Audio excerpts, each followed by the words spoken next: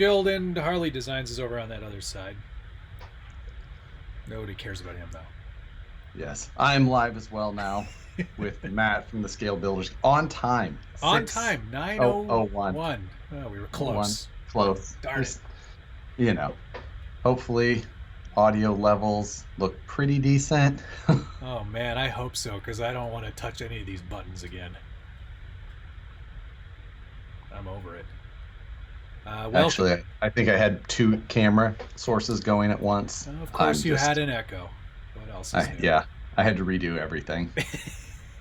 I am, looks like I'm, on the other hand, doing well. Everything's good here. No comments to the contrary, so welcome, everyone. Hope you guys are having a fantastic week. I know I've been so busy. So many things going on. Josh, I'm sure that you're equally slammed, just like me. It's been, everything's crazy. Work and staying at home at the same time. I don't know how I can be so busy with that. Yeah, I know. It's weird. I actually feel like there's fewer hours in the day now that I'm not at the office for 9 hours all day. For me, I'm still functioning as much like we fully at the office. Right. And then but we're reduced staff, so I'm doing only things that I shouldn't be doing, basically. Well, so all the things that I should be doing, I'm not doing. Right. And to clarify, those things that you shouldn't be doing is because you really shouldn't be allowed to do them, because you are barely capable of doing your real job. And I know that this is true. But I did send you a picture. I think that we should show people my artwork today. Yeah, absolutely. I've got you full screen, so please share it, because it's good. My artwork today, I'm actually, so the message that I got was, this person was buying an Ultra kit, and they said, I'm super excited. Why don't you test your artistic skills with a picture of Joe Exotic riding a tiger? Right. So this was my, I don't know. I can't see what I'm showing you, and then I'll show my actual. That's fantastic. It actually does look like Joe Exotic, too. Your art skills are pretty good. I mean, I'm more than happy with myself with that one, but it's really good. I like it a lot. Yeah. And the only reason that I actually caught that, speaking of how bad I am at the jobs that I shouldn't be doing that I'm doing, the customer who bought this, paid for it, bought it, blah, blah, blah. I shipped said product, and then he called and said, hey, you didn't ship it the way that I had paid extra to do it. And I was just like, wow. So, and then I went back and actually checked that, then saw that there was a note specifically to me by name. I'm like, so that's why I had to really flex my skills with my drawing. Yeah, so that's an apology drawing, consolation prize. Yeah. That's as best as I've ever done. That's great. 35 years or however old I am. That's as good as it gets. Are you only 35? Because you look way older. I think I'm 36. Older. I'm 36. 36.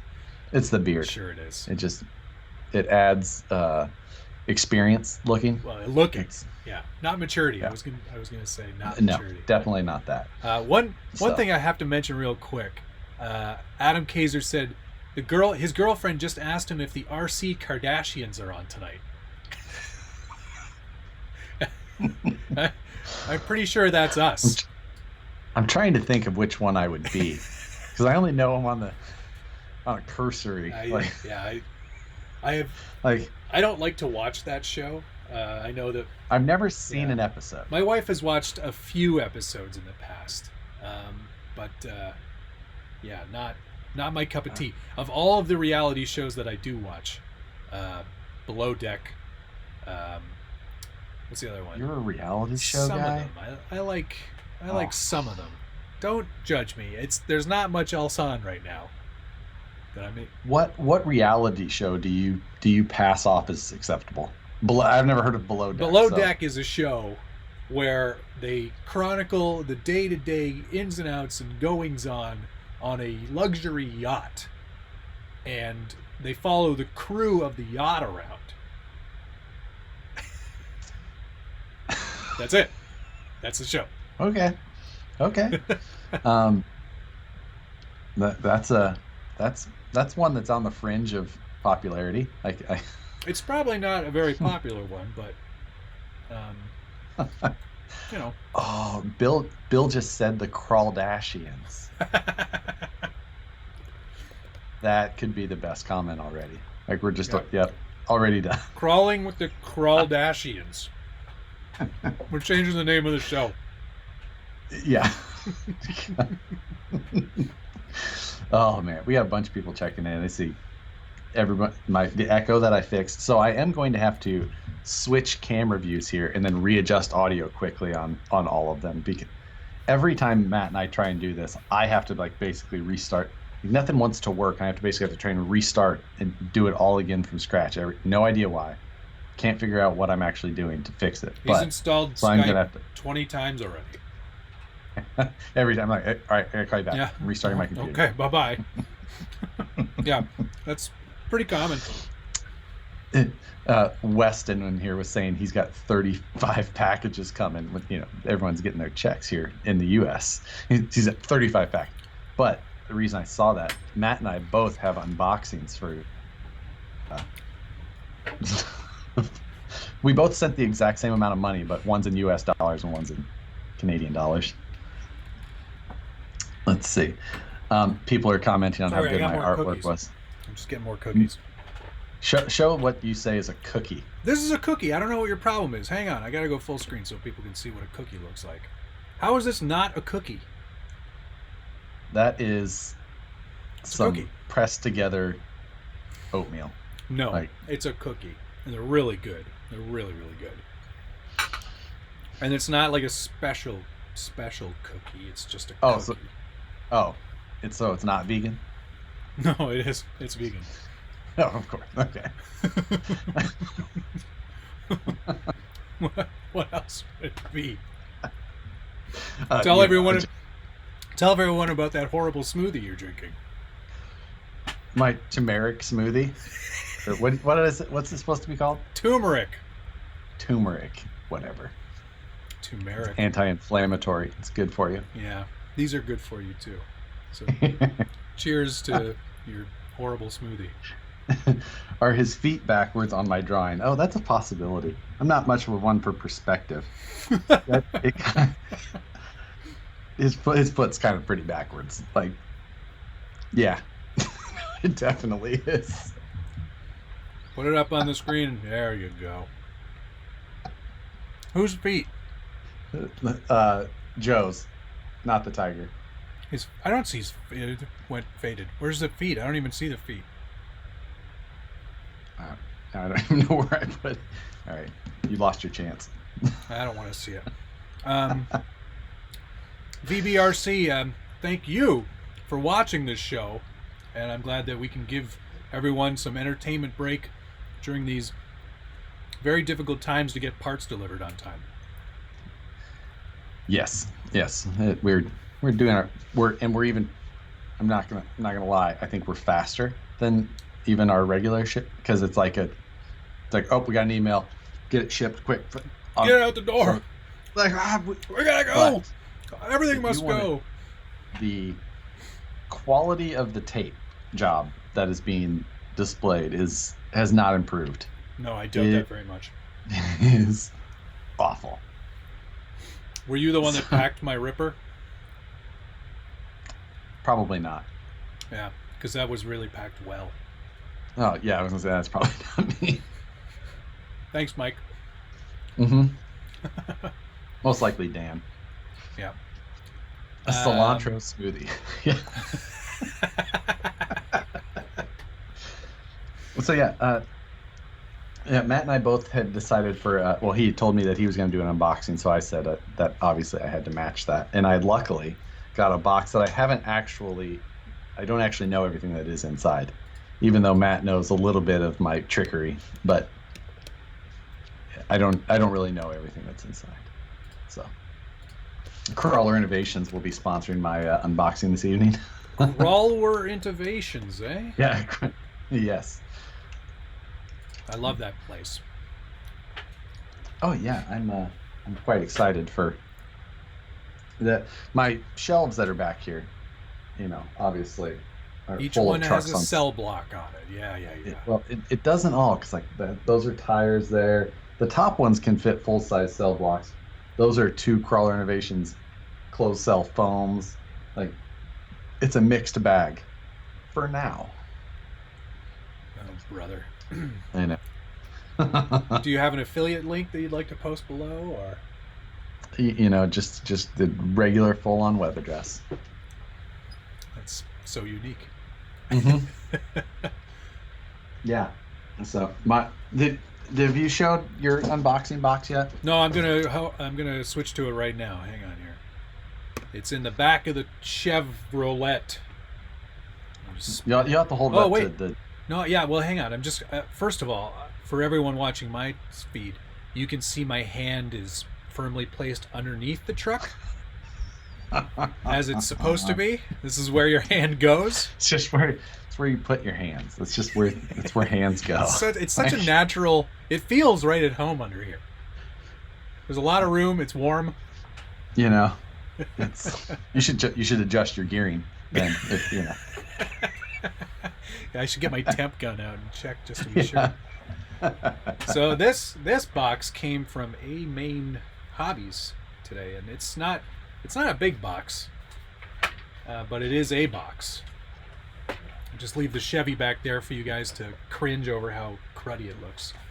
Just a little tiny box today, cash on delivery, and there it is for you, Josh. Covered up my what's address. up with the What's up with the COD thing? Oh, I had to pay duty as it came in. Every package from the U.S. I got to pay extra money on. Import charges of $16 on this one, for what is quite literally, I think, $16 worth of parts. Oh, ouch. Yeah, that's all right. So, it's fine. So you can go ahead and. Oh, you want me to open it? All right. Yeah, might as well go for it. What is your order? What project is this for? This is for the SCX-10 III, actually. I have not ran mine yet. Someone just asked that. Oh, brother. Maybe don't ever run it. It's too pretty at this point. Everybody knows what it can do. Or what it can't do. Or what it can't do. So, one thing I haven't... This one, as mine sits right now, it is in its ready-to-run state. I'm going to flip over to you so they can see your pile. Oh, that's a terrible angle. Oh, from your camera. I can't actually see what you're seeing, so. Yeah, I know you can't. Oh, that looks good. I do like the paint. The paint is very nice. I'm really glad you didn't do it. It was the best call. Yeah. There was no better decision than to not to. Agreed. Real quick, JR, he saw me. This is actually kind of interesting. He saw me at Henderson's Brewery in Toronto in December. I think I was probably there with my brother-in-law, who had just flown in briefly before the holiday, and that's cool and creepy. You should have come up and said hello. I've run into people in the weirdest places who have seen my ugly face before, so by all means, anytime, just say hi. My favorite one ever. Like, it doesn't happen very often unless you're in like an obvious location, like a hobby shop or something like that. Then you run into people all the time. They're like, I've seen you somewhere. I'm like, yeah, it is. But one of the very few weekends ever that was like, my wife got to choose what we were doing, which is, not gonna lie, a pretty rare occurrence. She usually just, I don't know, what do you want to do? And I'm like, well, I'm gonna go rock crawling. You decide. I don't care. So we had decided to go to the flea, or what was it, like a flea market's not the right word, I guess, but the where people bring swap things, kind of like a swap meet, kind of like a flea market. I don't know whatever it is, a flea market probably. Anyways, downtown Sacramento, it's all antique stuff and things like that. Fun. And I'm like, I want to get breakfast. beforehand. Didn't end up. I was like, I just want coffee and a donut. That's all I wanted at the time.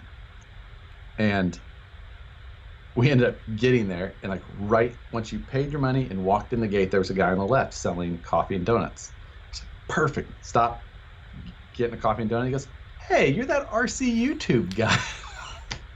Nicole just hands in there. I'm over. This is done. All right, I'll tell my story of the most interesting encounter with someone who knew who I was. I was at Roush Creek with Pardon My Noob and One Bad Jeep Bruiser and Metal Masher. And we were rock crawling our full-size 1-to-1 daily drivers. And we got out and stopped and got out all of our tiny trucks to crawl with them. And this convoy of fully, like, just crawled out old, like there was a couple of square bodies, but they were all like pinched and dovetailed in like super extreme trucks. One of the dudes pulls up, gets out, and runs over and goes, I know you! I love your channel! I watch your channel all the time! I was like, this is messed up. This is really messed up. Like in the middle of nowhere in Roush Creek, Pennsylvania, on a rock crawling course.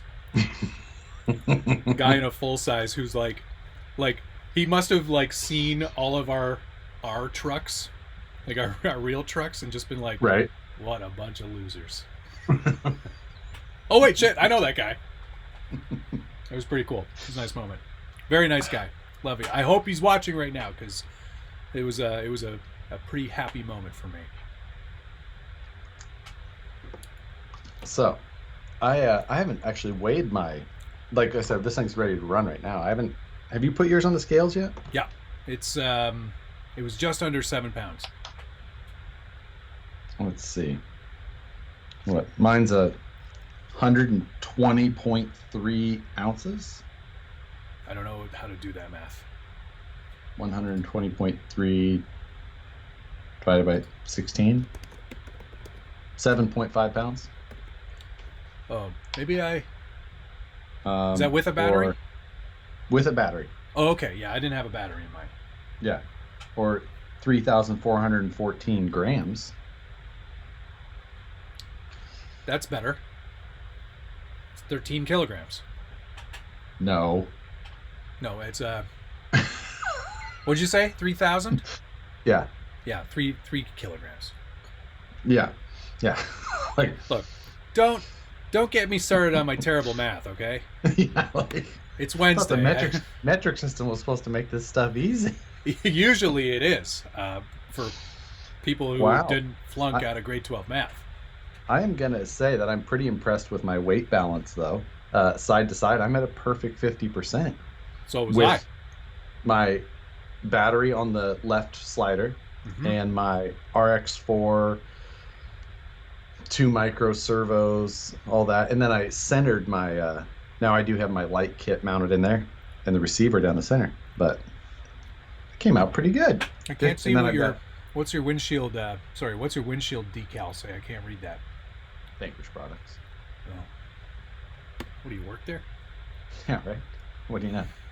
But yeah, and then I've got 54% front, 46% rear. So I think it's got a pretty good balance. I think it's a good balance for that sort of truck. Yeah, no, I think that actually. So, small little detail here. I was like, oh yeah. And then I looked at it and I was like, oh wait, it actually says that I'm 54% rear weight. I was like, oh, that's all messed. And then I just realized that I've got the truck on the scales backwards. So that's a really back heavy truck. I was like, wow, that seems odd. Oh no, never mind. Instructions. Who reads those? Yeah. Oh, Travis, I didn't mean any disrespect by saying Roush Creek was in the middle of nowhere, but let's be honest. If you want to go to the middle of nowhere, AOAA is in the middle of nowhere. Yeah, I mean. Have you ever been down to there, Josh? Let's see. I have been through the area, I think, is all, but I have not wheeled in Roush Creek before. I have. So, I think yes, hardcore. I know. Oh man, it got very muddy.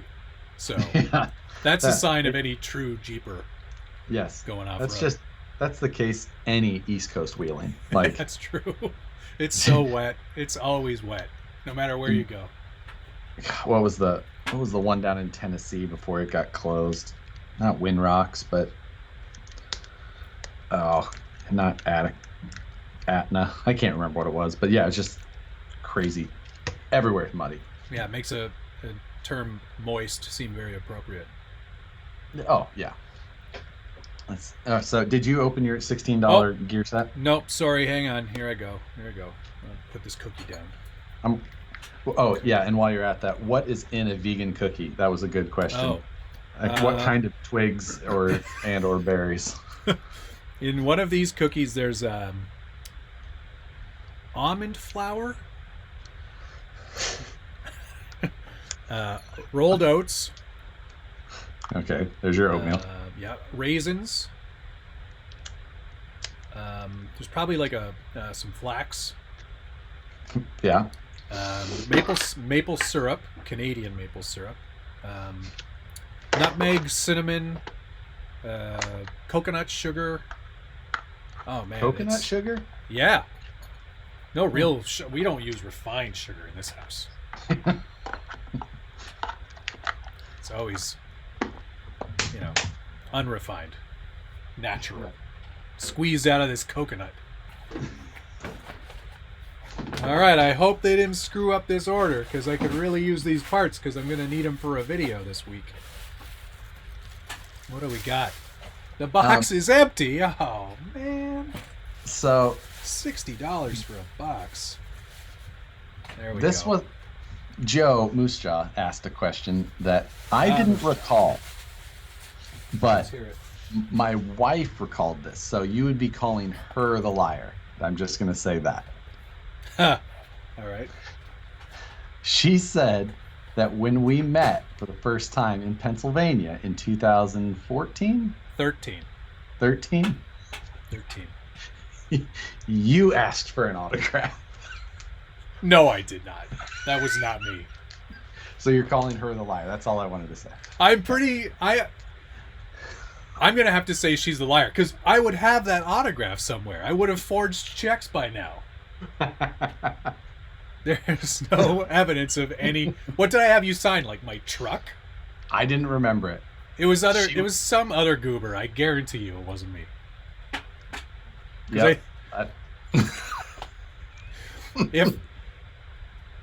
If I now I feel I gotta think this through. That was a pretty pivotal year because that was the first. Was that the first RC 4-wheel drive event? I believe so. And they asked you to come out there, or did you go on your own accord? No, I went out there for them. Huh. Yeah. Well, that shows the kind of celebrity. Was that the same year that Ty was there? Ty Giebel? Yeah. Turtle? Yeah, we shared a trailer. Of course he did. Ty and I have shared many a hotel accommodation. Okay. Well, our first. Well, actually, we weren't going to share. No, we were going to have separate rooms in Vegas. Never mind. Yeah, we were. I wouldn't want to share with you anyway. Because Nicole would be there. It'd be weird. It'd be so weird. No, I'm fairly confident I did not ask you for an autograph. Okay. No, that's good enough for me. I'd love to know why she. There were a lot of people who looked like me there. Was there though? Yes. All right, back to my box for a moment. That's what she said. Yeah, good one. What you see here, I bought a pinion. This is a 11-tooth pinion.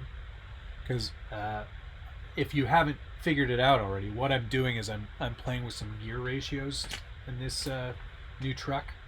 I got the new input metal gears. These are to replace the 1.7 to 1 to give you a 1 to 1. No, the other way around. This replaces the 1-to-1 to give you the 1.7-to-1. Correct. Which will give you oodles more reduction because you're taking out. They're designed for if you're going to go to a straight axle to remove the reduction from the portals and put it back in the transfer case. So that's what these are for. And then I also got a couple of replacement portal gears just in case. Just in case. Just in case. But the big part will be this. And I don't usually... I'm basically spoiling my own video for whenever I get around to shooting it. But no one watches these, Matt. It's nobody okay. watches. Yeah, exactly. No one cares about these. It's true. They come in for like a second and go, yeah, they're still talking. And then just like Rich does, right? He just checks in, makes sure that we're still alive, and then go away. But what I want to do is kind of show off this really great Google Doc that someone RCC posted, actually. It's a gear ratio breakdown for the SCX-10 III. His name's Suicide Shift, I think. I think I'm getting that right because it's a pretty unique username. But it's a really great interactive Excel sheet that basically allows you to change opinion, change the internal gears, change your KV on your motor, change your battery, and it will tell you exactly what speed and what your FDR will be on the whole truck, which is really cool. Because a lot of people have been talking about where the gearing is on this truck and if it's too high, too low, just right. I'm sort of like currently in stock mode. I went down to a 13 tooth pinion, but I have the rest of the gears are all stock. I actually think it works really well. It's like that's like a 50-to-1 instead of the 45-to-1 is stock. But I just kind of want to go through all the possible iterations and options and show you that you can get it down as low as 98-to-1 if you really want. So that sounds like something the Toyota guy would like. Yeah. Marlin crawler in my Jeep. Uh-huh. Put a 2,000-to-1 gear reduction in my JL. Just hammer on that accelerator. So yeah, obviously you're going to lose wheel speed, and your 2-speed will become even more useless than it already is. But yeah, at least you get that low end crawl if you really want it. So. Right. Yeah. I personally, the SCX-3 kind of falls right into the gear ratio that I like. So Same. I'm not really like, that's the thing. I don't really have an issue with it with the way it is now, but I just want to kind of show people that there are options. Yeah. Yeah. So that, I mean, man, with the comments, I'm just trying to keep everything going there. Tellico, Tennessee, for one. That was the park that I was trying to think of that closed. Okay. And yes, that was an awesome one. Then where was the other? Oh yeah. By the way, you were talking about the username Suicide Shift. Yeah, I think that's what it was. Do you know what that stands for? Being an old motorcycle guy, I could tell you this. So, all right. Suicide Bring Shift it on, is like, Hayabusa. Yeah. Well, suicide shifting is usually on like sport bikes and choppers, and it's when you have a hand shifter instead of the normal foot shift. Right. And then it's off. The suicide shift generally comes from when you were riding a chopper that didn't have a front brake, because if you don't have a front brake, you have to use a rear brake.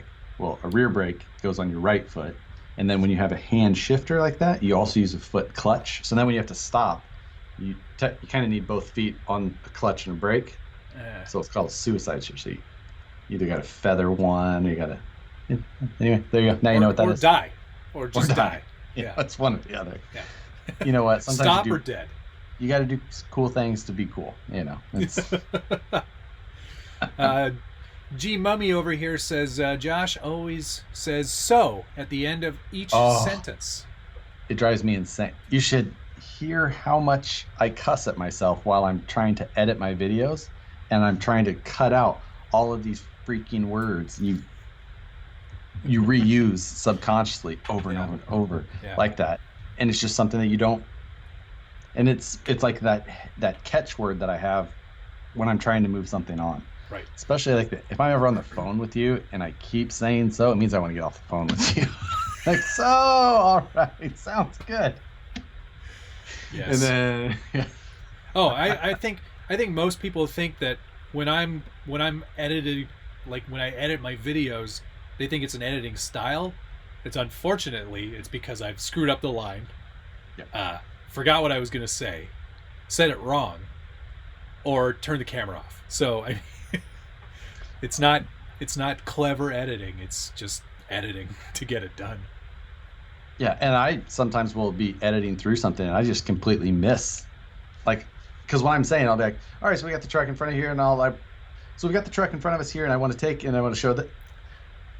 So we got the truck in front of us, and I'm going to and like, I'll be editing and I'll only catch that last one. It's like, oh, cut that and keep going. Yeah. And then I won't have watched back and through. So I'll have this whole section where I go and then repeat it. I'm like, God. Yeah, there's a lot of times where I swear, but needs to hear that. I'm pretty good about catching that. Yeah, I cut them out as much as I can. I have a really bad habit. I mean, I can't even, like, watching myself. Ooh. Oh yeah. When I'm editing, I will actually have Spotify going at the same time. So I'll have music going and I'll just be editing, and it'll be low. I'll keep it low, but I have music going, so I can just kind of edit through. We have background music in our videos anyway. It's you should really stop doing that. That's one of the most contested things in my comments anyway is my music choices. Oh, if I went with the music that I actually preferred, I have terrible taste in music. Terrible. Nickelback. Oh, like, great band.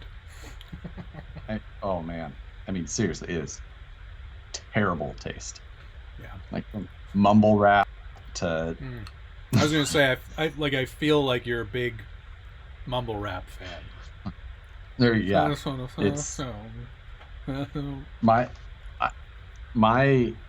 the music on my phone alone is, how do I actually find what music I have on my phone? Because this would be I should just show you how bad this is. I don't know how I start music. How do I play a song? Siri, play a song. If you do that, you'll get demonetized, and you'll demonetize my video. So don't do that. Oh, perfect. I'm just gonna play it into the mic then. While you're searching for music, Paul Pittman wanted to let you know that he bought a beef tube servo today and told them that you sent him. Hey, thank you. And I'm sure Dan Davidson will give me a shoulder rub the next time I see it. It better not suck. That's what I would say. That video or that servo better be kick-ass awesome. Yeah. I really don't know how to play music on my phone. Is that weird? A little bit. Don't you have like iTunes? Isn't that what it is? I just typed iTunes in my like I'm so bad. Maybe it's just music. I don't even know. Oh, I got it. So, this is really bad.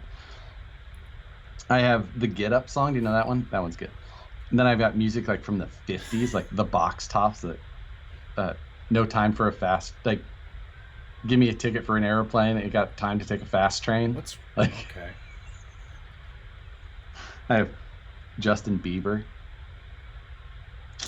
All right, stop talking. You're not doing us any favors. Toto by Africa. Well, that's the one that like plays as soon. That's the one that plays as soon as I plug my phone in the car, because it's just like Africa the first song. Bam, Africa every morning when I get in the Jeep. Half the days I let it play. Michael, real quick, a Molotow chrome pen won't really stick to Lexan. In fact, a Molotow chrome pen won't stick to most any surface. You have to apply it and then never touch that part again. Yeah, it's best to just leave it alone, or maybe you could spray some clear over it once it's dried. But honestly, as good as Molotow chrome looks, it's absolutely awful for our hobby. It's really meant for static model guys.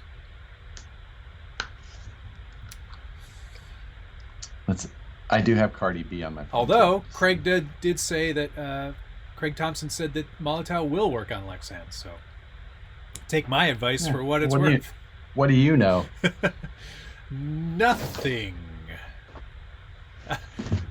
I have my large unboxing. Oh, fine. Let's switch over to the giant box. This better be good. Is this your Friday build? No, this is just parts I need. That's a big box. That taping job doesn't look very good. Well, you would be incorrect because this is the other side.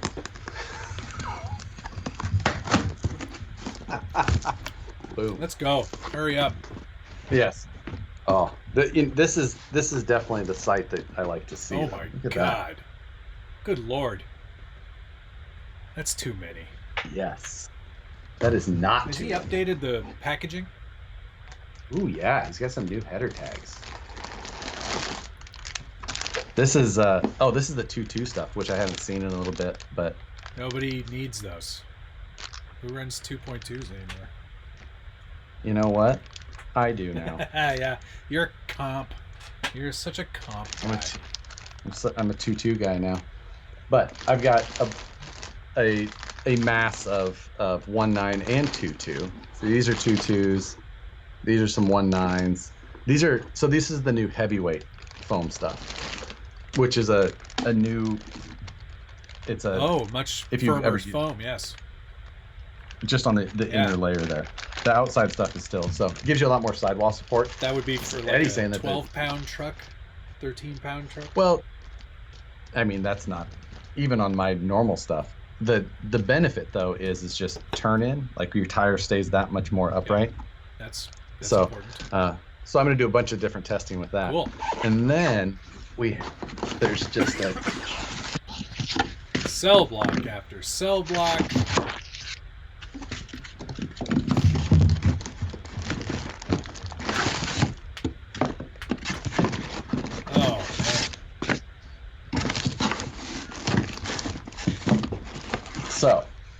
So. Thanks, Dave. You've got enough. You've got enough for Folsom County Prison there.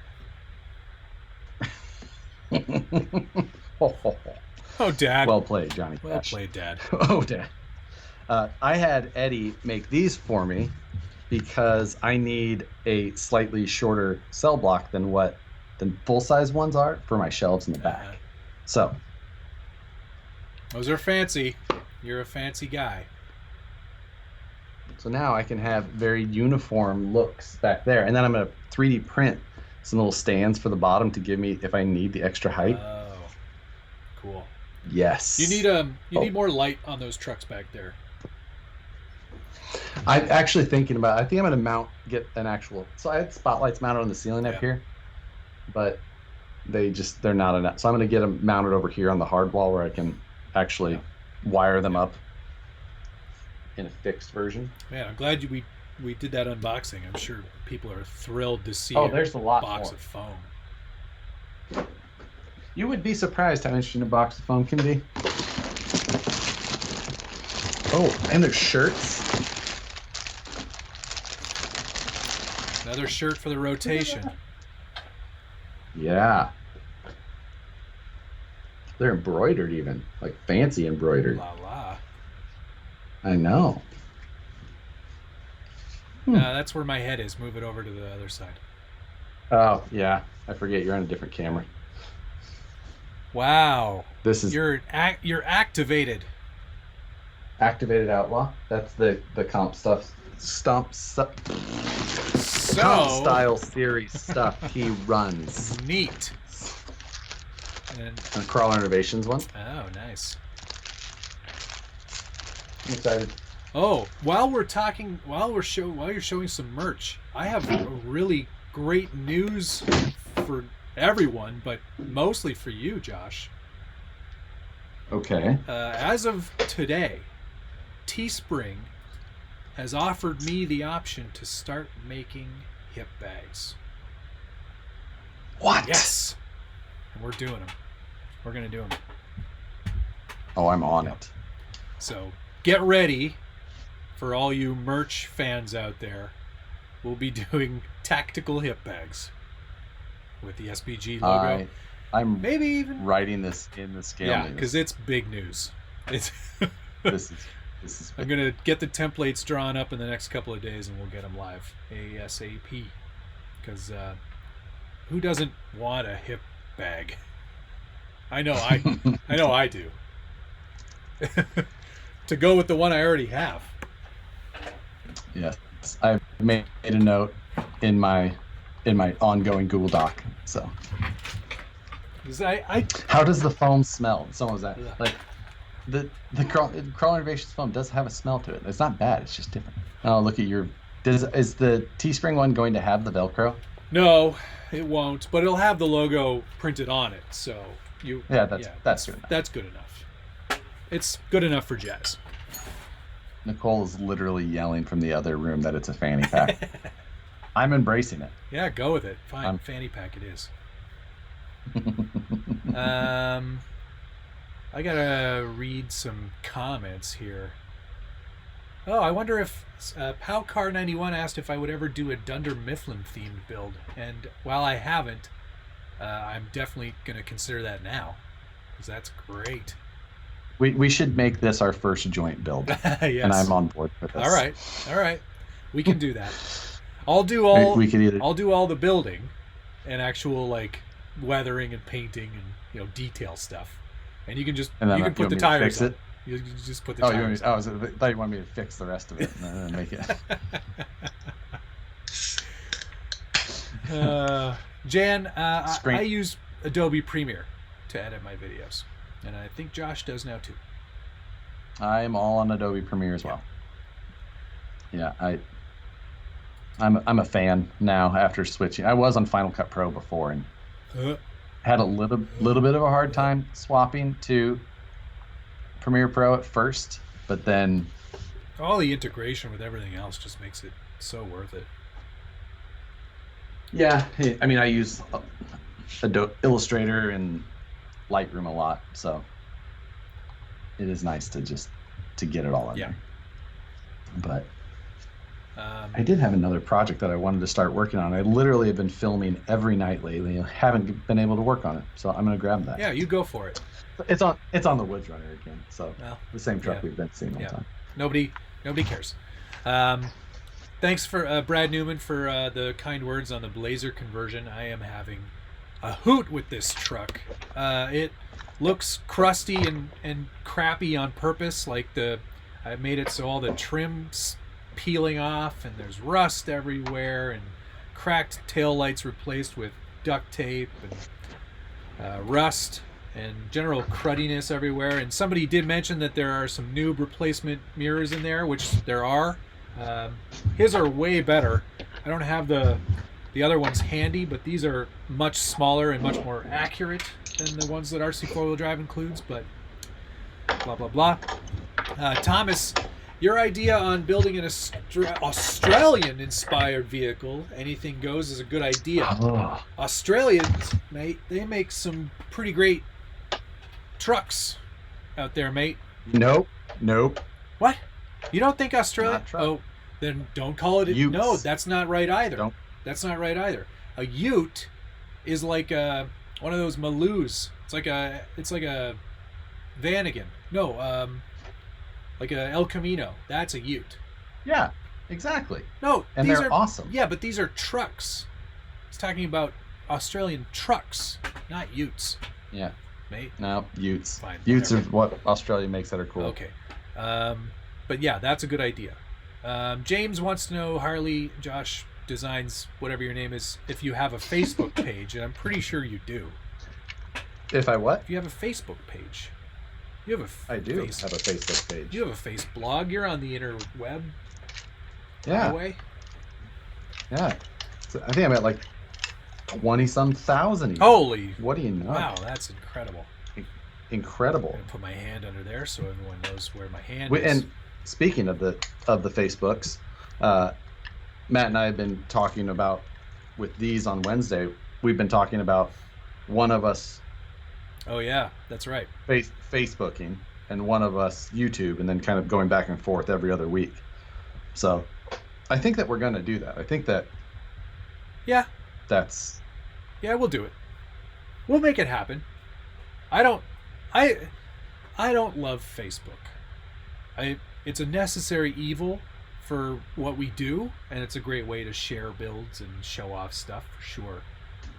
But on my personal level, I don't really use it very often. So I'm against it in a number of ways for content, just because they do very little for content creators. Right. For most of us anyway. Where while YouTube isn't a huge what do you want to call it? I mean, like the payback isn't like, if you just worked the same hours, you would make a lot more. But it's something that's trackable, and yes, they do pretty.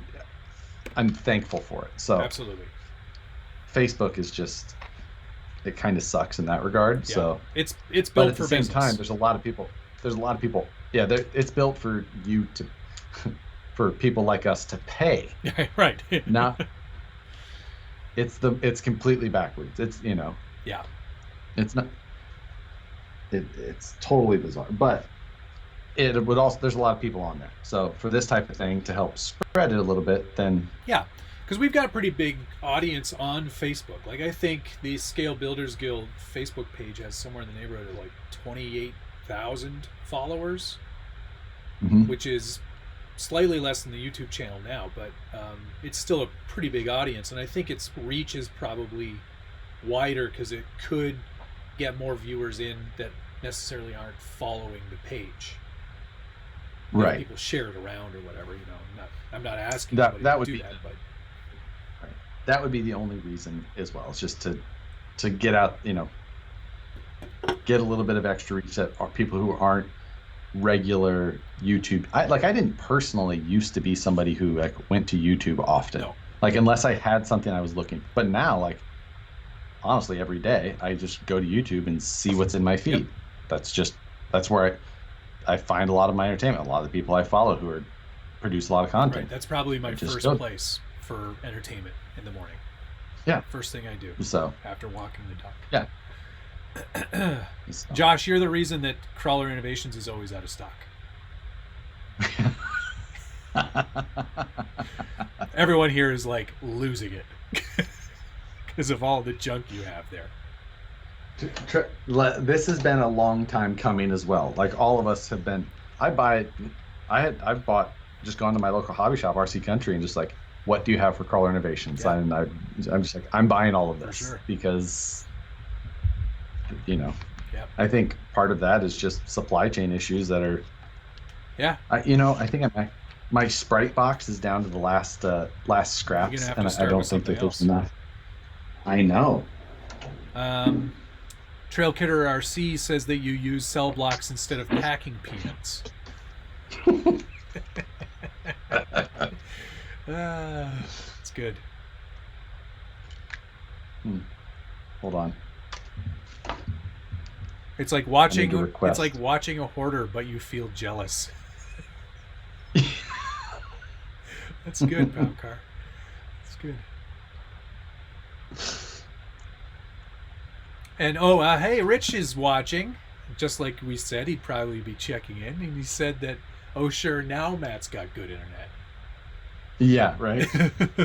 I spent real money to make sure that internet was going to be good today. I'm spending $15 every month now for the rest of my life, just to make sure that I don't have any dropouts. And I think it's been pretty rock solid. I'm looking at my OBS feed here, 0 dropped frames over an hour so far, so that's great. That's really good. Makes me feel so happy. I had a delivery. Oh, a Michael Bublé. I'm doing another unboxing. Oh, Dad. Oh, man. Yes, Scale Builders Guild hip bags. I'm so glad that you guys are into that. Tactical hip bags and Vanquish Crocs. You guys need to get on the Vanquish Crocs.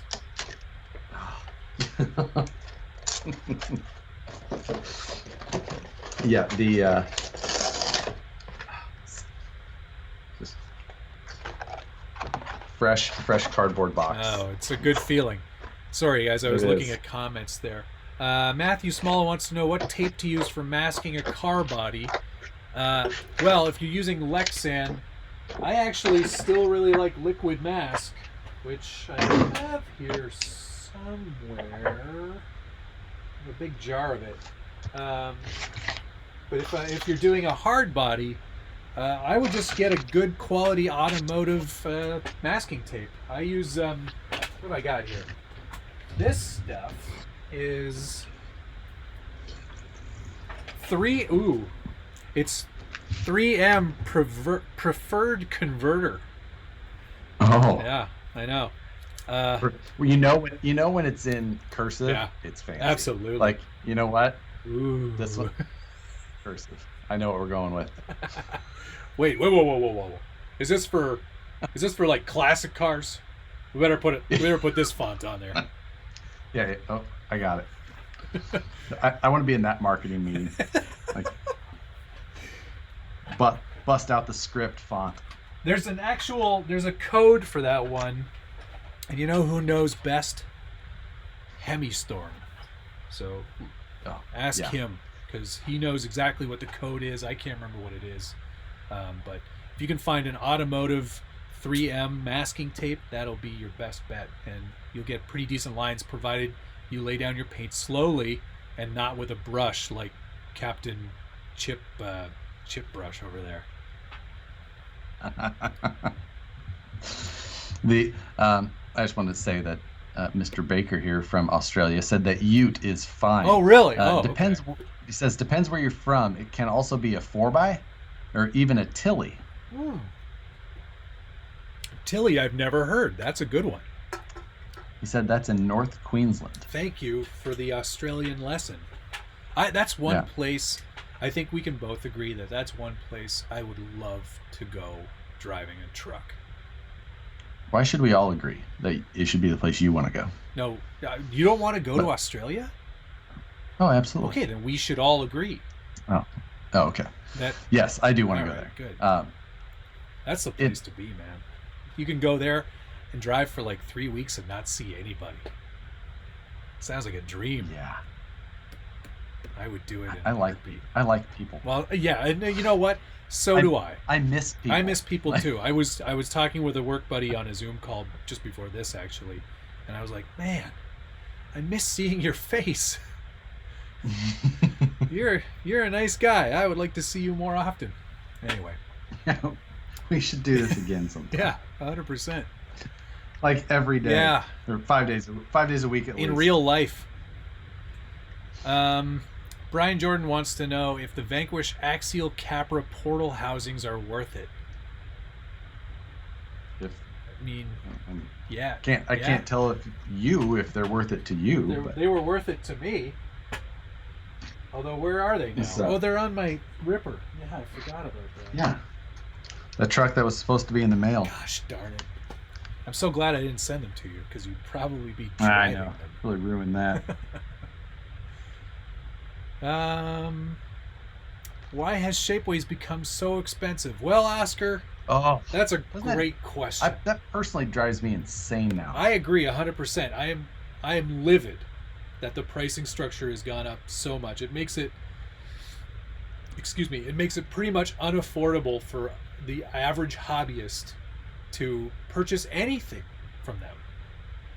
Yeah, and did you, I don't know if you got the email for your store, but it's going up again. Yep. Or was it today? It was today. Did it go up today? It went up today. Yeah, so now they're adding additional flat fees to any part or any order. Yep. And it's just like I would put my stuff up there. Now I just give the files away. I'm like, you try and find a way to print it yourself, because it's really funny too, because the email starts with great news. The prices have dropped up to 50% for 2 different formats for things nobody uses. But everything else has gone way up. It was maddening. Yeah. And so at this point it's just like I used to, if I came up with something that I felt was unique enough, semi, reasonable, I'd be like, you know what? I can recoup a little bit of money that I spend a lot of in this hobby. I'm going to put it up there. For sure. But now I'm just like, there's no way I'm going to put it up there and expect someone to pay $25 for this little piece of 3D printing that is still 3D printed and still likely going to break at some point if it's under any structural load. I'm just like, it's not worth it. It's really, and I mean this with all honesty and full respect to everybody, I would much prefer you saved your money and bought a 3D printer and then just started downloading the files from Thingiverse or buying Night Customs files from My Mini Factory, or any of the other huge number of resources for free or near free parts that you can download and print yourself.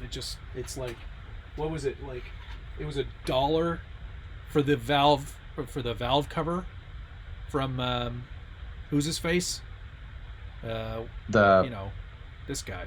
So then I actually found a number of Spare Time Hobbies. Was the one I linked to in my scale news. That's the one I did too. And then it was $1 if you bought it direct off his website. At like $1.50 if you bought it through. It was like a My Mini Factory, but I don't think it was My Mini Factory. Yeah, it was some other thing. Which I honestly, for guys who are like making a business out of it, sell your files, great. Sure. And personal. So I had somebody send me. I have my backpack in here. I think I could do it over there. But I had a guy who sent me a part from.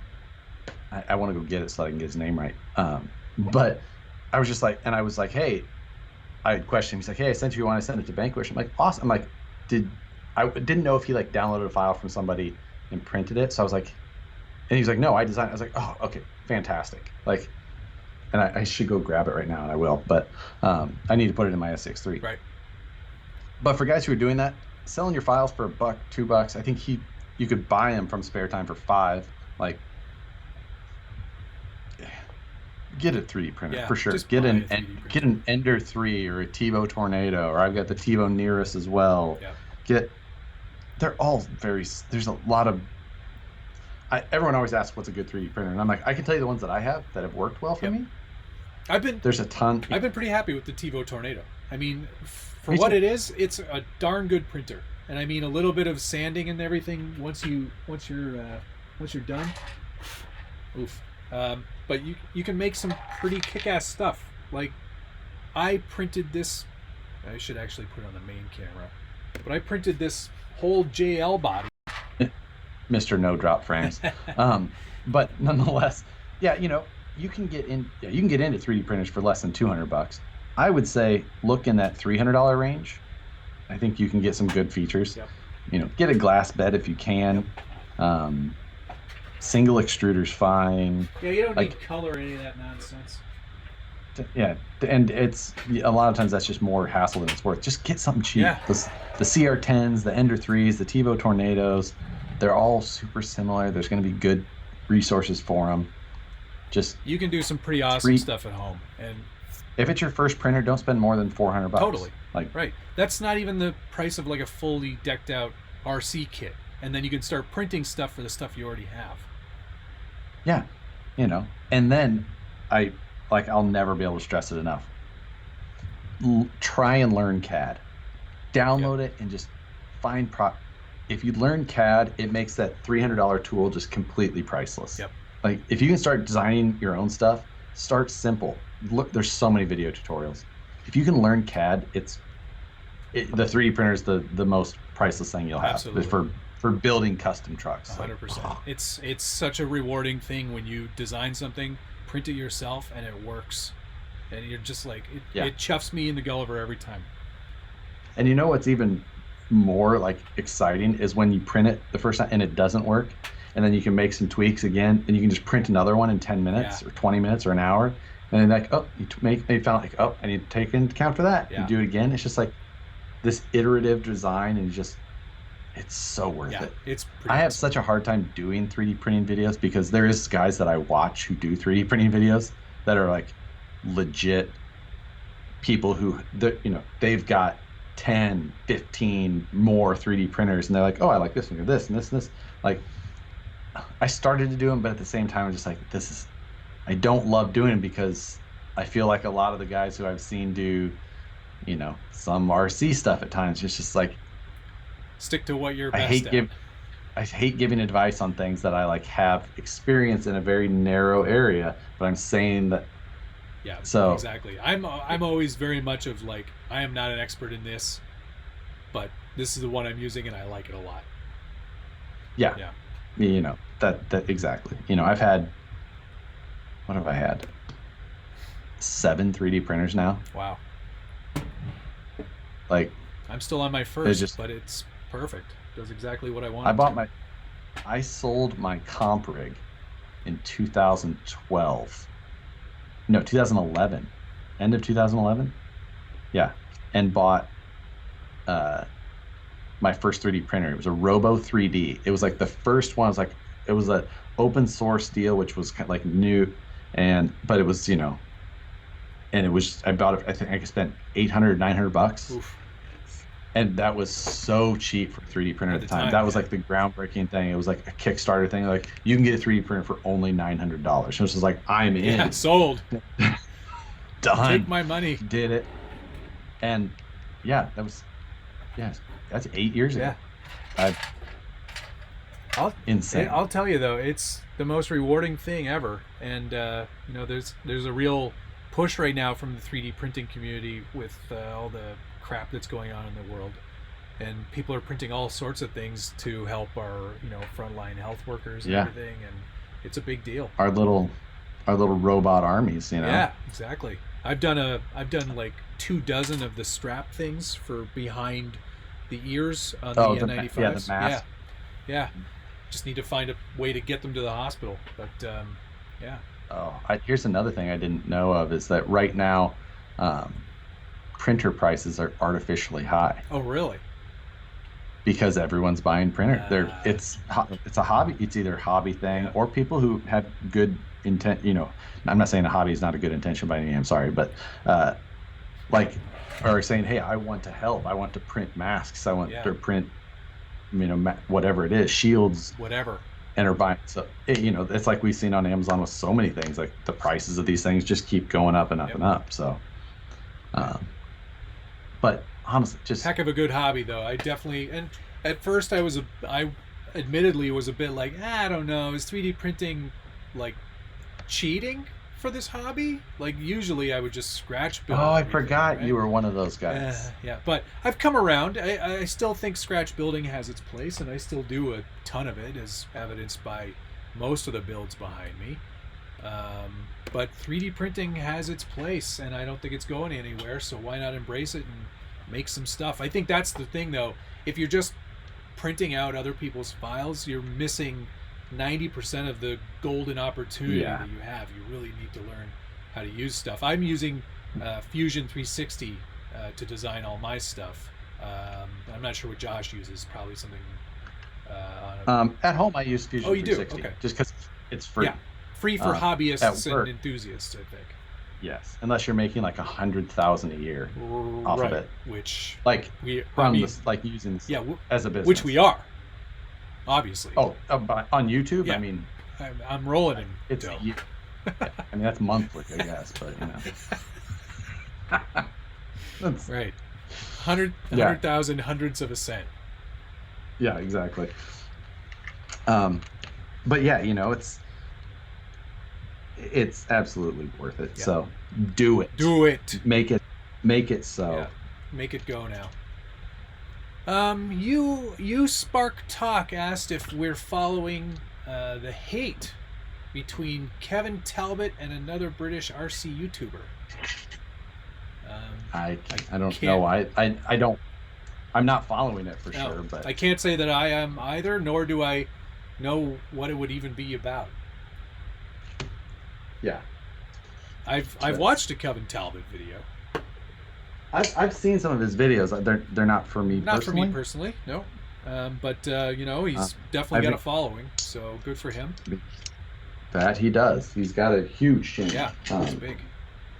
I don't care for his style, or I don't think. Well, I'm not a basher, so I'm not really. That's not really my right. bag. And I just don't. I don't feel like his information is stuff that usually benefits anything that I'm after. Right. So it's just but that's interesting. I mean, There's so much of that on YouTube. It's not like it's hard to go find. No, there's beef everywhere. Like I don't know if you watch Kodiko or not, but I find his stuff entertaining. Probably because he's Canadian. What is it about? Like social, I don't know, social stuff. Like he roasts other YouTubers and platforms. Like he watches a lot of TikTok, which is where I get all my news. Are you secretly just you watch reality shows and people roasting people who do TikTok? Yeah. And you're vegan. I'm mostly vegan. I still eat meat, just not very often. I don't know how you're getting so close to me in subscribers already. These are unexcusable things. Maybe it's because you know how to use a camera way better than I do. I doubt that it's my camera. Are more funny my and ugly things face. like that. We both know that. Right. Yeah. How Nathan asks, has he really been watching this for over an hour? Well, I'm as surprised as you are, Nathan. Yeah, that's. I'm not gonna lie. So, my project here that I've been starting to sketch on a box of bubbly is I'm going to try and make kind of a front doghouse on this where the servo goes. I'm going to try and make it another stamping project, but I'm actually going to try and do some light forming and some other dimensions that I have not tried with this process before. Yet another use of 3D printing. Excellent. That has been. That's great. My most recent obsession with that part of the hobby. I've been kind of waiting for the time to actually print this JL again because most of it, like these are big pieces, as you can see, and I had to slice it up into manageable chunks because like each piece here, because there's so much depth to this thing, it wasn't really designed to be printed. The model really was made for like video game 3D stuff, but you know it works. It is being printed. It just needs to be trimmed in a lot of different ways to make it fit over a chassis. Anyway, the point I'm trying to make is all of these chunks are like, this represents 22 hours of printing, and then this is another 14 hours, and then this is another 40 hours, and then this is another 22 hours. So the thing about 3D printing is, unless you have a battery backup, there's always a chance the power will go out for whatever reason, whether it be lightning storms or they're doing some maintenance on the lines, or even a brownout can cause your printer to go offline. So I am always sort of like reticent to starting it up. Plus, they're not the quietest machines in the whole world, and mine is actually in my family room. So if my wife is watching TV, the last thing she wants to hear is she doesn't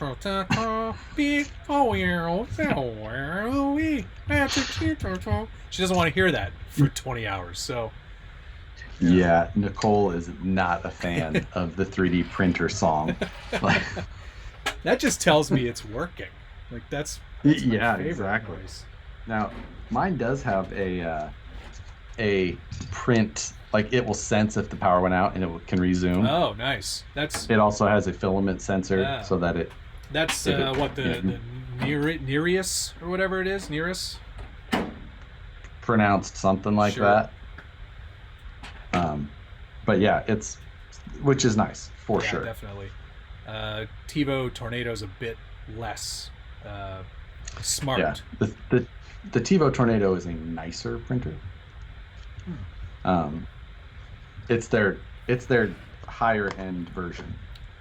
The Nereus or the Tornado? No, the Tornado. But it has less features. Yeah, but it's made like the glass bed is different. This one's only got a metal bed. Just a number of other like little things. This one it's got a fancy screen, and the control module is integrated underneath, which that is one thing that I really do like. Yeah. Just because in here I have it on a rolling cart, so I can actually just roll it out of here. Like when Nicole and I have been doing the Friday Night Live kit builds, I roll it out so that because she sits off to my right here. Okay. So just little things like that are that are nice, but it doesn't. My Tornado is definitely a nicer printer in a lot of ways. I'm very happy with mine. Somebody was asking what my power system's going to be for the drag car, so I plopped it on the bench. I'm using Ty Campbell from Teakin Racing. He and I were chatting about fast motors, and he said, I've got some old stock that you might be interested in for this build. So what am I running? It's like a Redline, but it's like Gen 1 Redline, and it's like a 4-turn.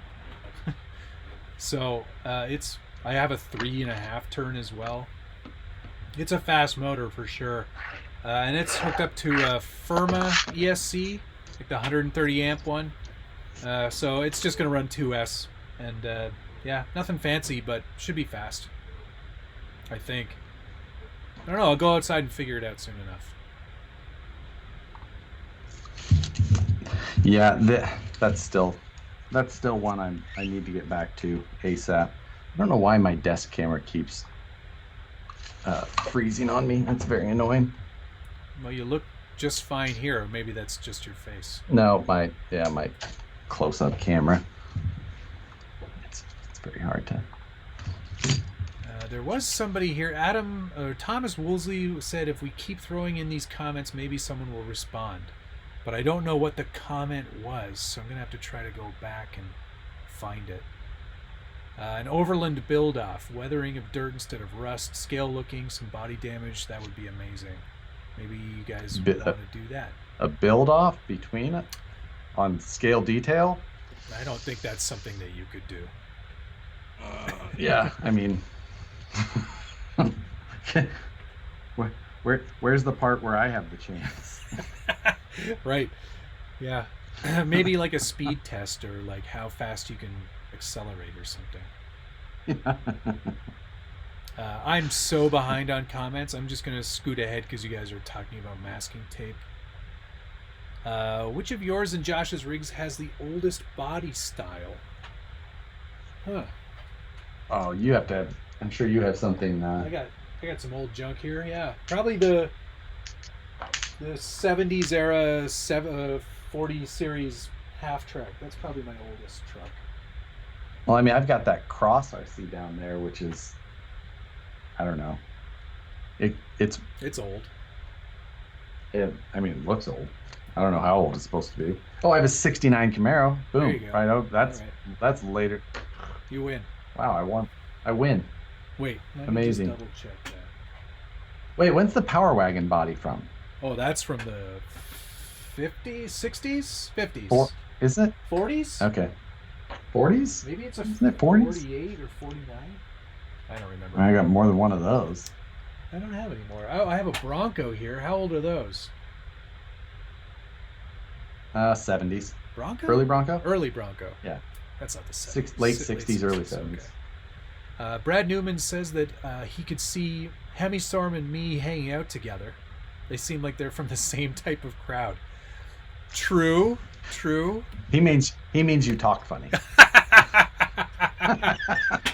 Thanks for watching. Hemi Storm's channel.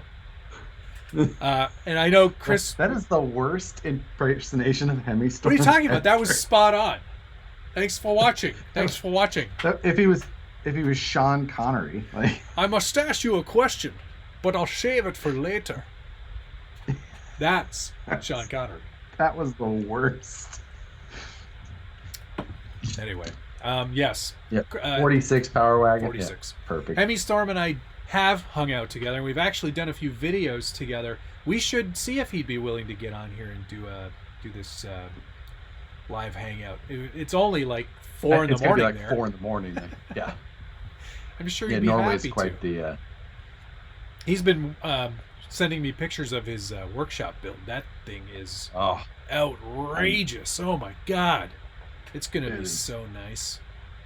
Sickening. I'm so jealous because he's got his woodworking area, he's got his painting area, he's got a bedroom for me to sleep in. He's got it's really set up nicely. It's gonna be great. And the craftsmanship is so crazy. I know. He's such a great, he's a great car and truck RC enthusiast builder, but his real skill is carpentry and woodworking. Like, he is a master carpenter. Yeah. And it's just that super quality. This pause is me realizing that the template I'm making is pretty wrong. Like, I was thinking, like, that's not even close. Like, if I bend that, that's just gonna be. You're probably thinking of Michael Bublé too much. That's why that's wrong. Damn it. I'm pretty sure this is like about as wrong as this could be.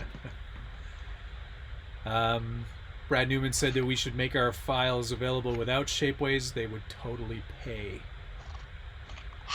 I'd give mine away. Yeah, Josh gives his away. I am not that magnanimous. I'm in it for the money, of which I make very little. Yeah. The most money I ever made off of Shapeways was when I was offering, and I still offer them, but nobody needs them anymore, was the Origin front bumper Fairlead. I sold a ton of those. So the one file that I made a killing on was my GoPro file. That was a good one. I was making those GoPro vlogging setups, and my monthly check from Shapeways was like in that like $300 to $500 range. Wow, that's great. And that went on for months and months. That's great.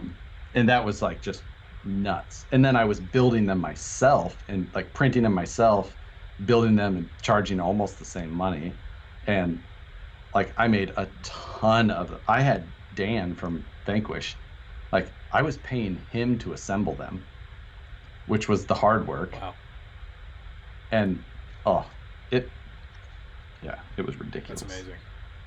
That was my run of luck out of Shapeways. Then I got my Shapeways check payment today. Actually, you want to guess what my payment from Shapeways was today? Did it make it must have made the threshold. So $30.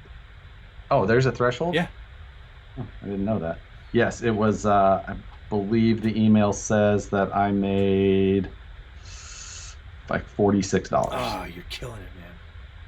I know, just killing the game. Just raking it in.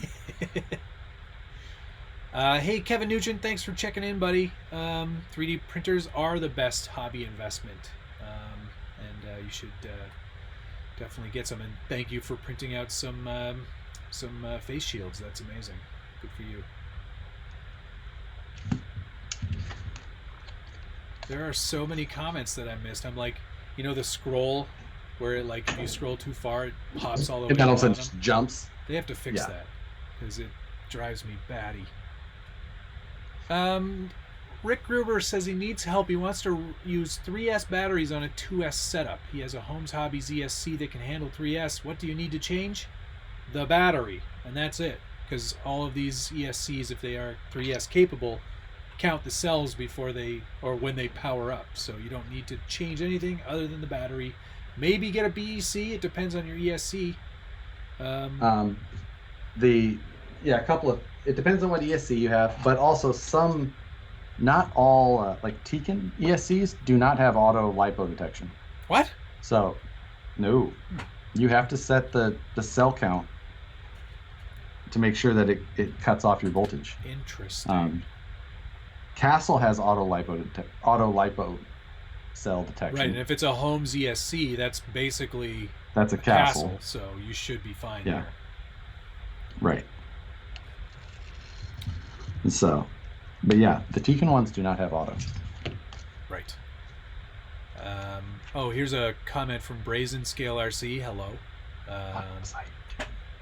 For Brazen, they have so much time in designing the TRX4 conversion skid, and now Shapeways is getting so expensive that he's going to have to start looking into injection molding for his parts. Yeah, I mean, someone like Brazen like that, like. Yeah, if you're doing them in volume, it used to be a viable business. Yeah. 100%. But now it really isn't. They've made it so. And and then at the same time, like someone like Brazen, if they've got a bunch of design time into something like that, especially for something like a Traxxas item. Yes. You have to be so careful with some things. Like if you put the investment into an injection mold, and if for some unknown or some, Traxxas is very protective of certain IP. Yes. And you gotta be really careful. You gotta be really careful if it's going to be something that they think you're stepping on the toes of. Yeah, because they and if so, and a lot of them.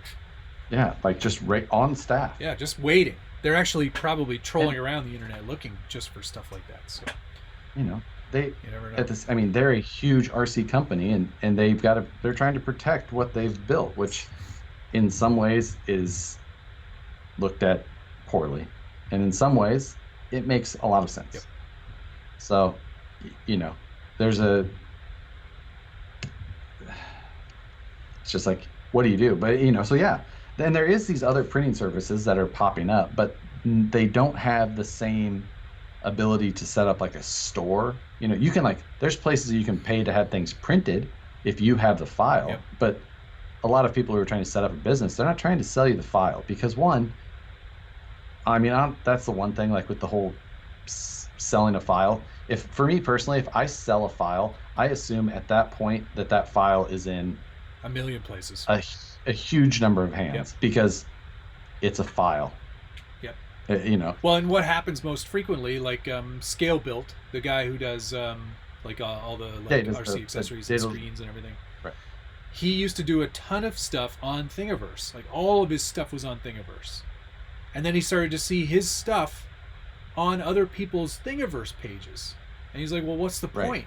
Why would I bother giving this stuff away if people are just going to rip it off and use it? And that's unfortunately where there's got to be something. Like, it'd be nice to build something into an STL that like had some sort of password protection or something like that, but I just don't think anything like that exists yet, which is unfortunate because when you do make a design and you spend time and effort making it, and then you want to recoup a little bit of money from it, and people just steal it or pirate it, then what's the point? Right. And it's not even it's the pirating side of it, but it's like even when it's on Thingiverse and you're trying to give it away for free, and if anything, the reason I do it as well is because you would appreciate a little bit of that back recognition. Right. Being like, I'm trying to I came up with something for myself, I like it, and I would like to give it to you guys for free. Yeah. And that's it. But I would also like people to know at the same point, like selfishly, admittedly, like it is a little bit selfish that I would like for people to know that it came from me. So hopefully they come and watch something later. Exactly. Or whatever it is to possibly see if at some other point I come up with something else. Yeah. Like 100%. Yeah. Anyway, that's enough ranting about 3D printing. For now, but you should still buy. Definitely buy one. Definitely get your own. There were a few people asking which one I have. It's the TiVo Tornado. That's the one I use. Ultimately, it was pretty decent value at the time, and it hasn't really let me down. I've had to change the nozzle once, but other than that, it's been pretty good to go. I changed on my TiVo. I changed out the extruder and the hot end. But I mean, I bet my TiVo had thousands of hours. 2,000 plus hours on it. Brad Newman, I'm in the process of making a new sticker sheet. I just have to do it. I've got some funny ideas percolating, so I need to just do them. I've been slow on that, but I will do it. And John, I'm sure we can find a tiger to put in Josh's next truck. But we were talking about this whole. I don't know how I messed up this cardboard template so bad. Either way, back to the subject of the Dunder Mifflin. Yes. Somebody was asking what driver we would use or what driver we would print to be in the truck, and I got a few ideas. It's a touchy subject for me. I'm not gonna lie. But I'm up for it. Okay. We should do it, and we'll raffle it or give it away or something. Well, maybe this could tie into the RC Sparks giveaway money that he gave me, because I did order a TRX4 Sport kit, so I'll have to build it. So it'll come pre-broken for whoever wins it. Something will be in backwards. But I could paint up a Dunder Mifflin body of some description. We can make that happen. Yeah, that could be a thing. We'll figure this out off camera. It could definitely be a thing. That would be fun. I'm up for it. Cool. I don't know. I've got some ideas on driver. I think Kevin would be a good driver because he has his own car. I am all You drive yourself? Yes, I do. A little pot of chili next to him. The driver and the passenger spilled. Yes, of course. Yeah. Oh, just sloshing all over. It's like a little volcano of chili. Yeah, that would be fun. There'd be a lot of little details you could add. You could do like a few reams of paper in the front seat, or like what is it when it's not a ream? A car. Not a carton. It's a case. It's by the case, right? The case. Yeah. Yeah. Yeah, there'd be some good things you could do. There's some, I don't know that there's any option but Dwight to drive. There's creative beats. Yeah. I mean, there's. Yeah. Can you paint a Moses table making seminar sign on the side of work the truck stuff? Yeah, there's a lot. I had to go with all the Office themed captions for this week's news, which was really funny. I caught that. I'm not sure anybody else did, but there were some really good ones in there. Yes, I called Samix the If Creed Was a Company. Yeah, that was a good one. Last week was all Joe Exotic. This week we had to go with the Office. That's good. Josh Ritter wants to know if we've ever dabbled in electric RC aeroplanes. So, I have a FPV wing, just a solid wing, that I still have, would still like to get finished. I've flown before, other ones. I actually have a mini version of it as well.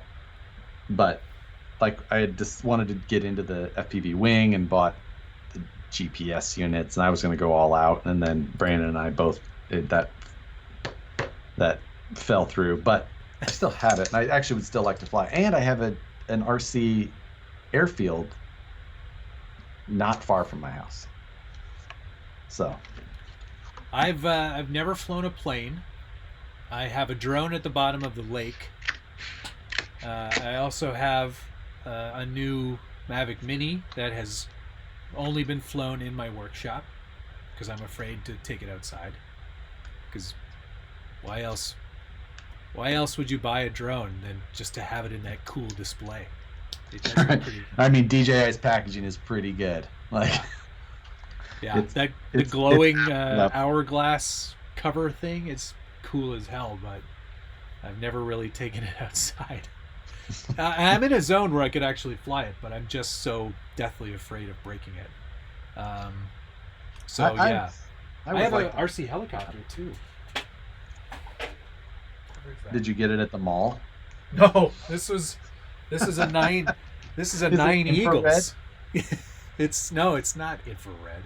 This is a 9 Eagles Solo Pro V2, and it's like it has all the controls, so it's a good not coaxial, chopper. Right?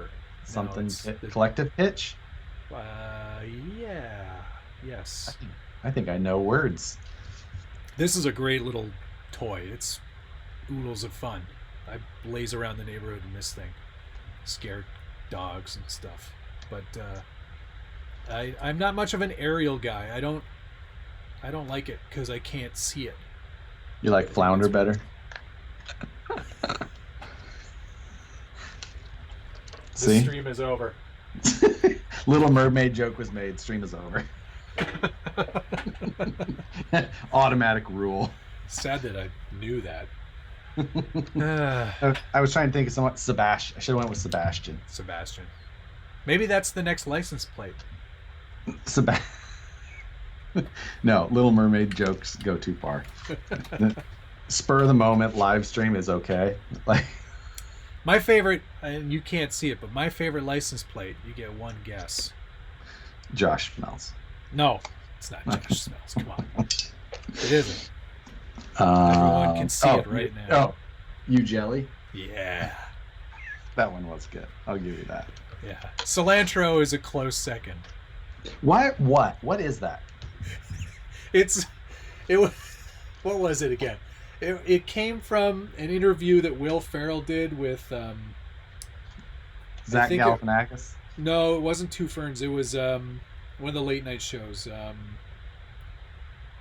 Colbert. It was with Colbert, and he goes, "Oh, I heard you got a new pet for your kid or whatever." And he says, "Yes, it's a cat. The cat's name is Cilantro." And for whatever reason, I've just always thought that was hilarious. So I wanted to make sure I fit it into a truck somehow. Cilantro. That's it. Wow. I know it's not an interesting story. I didn't say it was an interesting story. I thought it would be a Simpsons reference or no. Huh. Nothing funny. You're right. You got me there. But you know what? It was a conversation starter.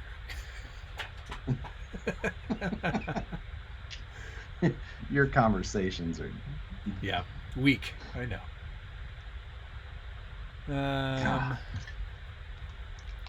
I put in my first Trailmaster Sport 550/21 turn to replace the stock Traxxas motor. Did not notice any loss in power or speed and was much quieter. Will it last 6 months? It better. Well, I'm going to say the Trailmaster Sport is probably a better motor than what Traxxas is putting in their trucks stock. Yeah, I mean, just the difference in, bearing versus bushing on the bearing, or on the, stator. Yeah, I was trying to say not rotor, stator, armature thing, wine words. It's going to be better, so it'll last longer than 6 months as long as you don't put it in the mud. Yeah, I mean, you say longer than 6 months. It's very dependent on a number of features or a number of factors, and just runtime in general. Yeah. Some people drive a lot more than people realize. Oh, it's true. I don't drive these at all. Most years, in the last few years at least, I have been driving a ton. This year, not a banner start for my my crawler odometer, but I've got very few hours on anything. Like these tires on Class 2 are still fresh. I didn't even get to test this truck. I know it runs, but just on the bench. Yeah, that's so sad. I'm ready to get up into the mountains here and start. I'm not allowed to go out. Everything around here is park, and they're all closed. Yeah, that. A lot of people. We have national forest. Yeah. A lot of people would like to see a Josh or a Harley/SBG build collab. So I think it would be fun. We'll have to do that. We'll have to figure out some logistics. Yeah. We also really do need to figure out our monthly mayhem. I know. But that's all on Agreed. Josh to write a simple email. Which is a challenge. But, asking for stuff is always, it's not easy. It's complicated. No, it's not. You want people to get some value out of it from their end of things. And unless it's really worthwhile, they're not really interested. So this one will be a challenge for sure. It will be. I think we could get it done. So, and I think it'll be worth the views, I think. I think. Especially if we can beat them at their own game. Yeah, that's the tricky part for sure. Yes. Yeah.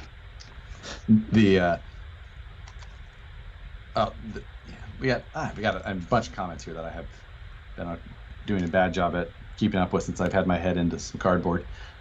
But talking about the CAD programs, how long have you been? We both use Fusion 360 at home.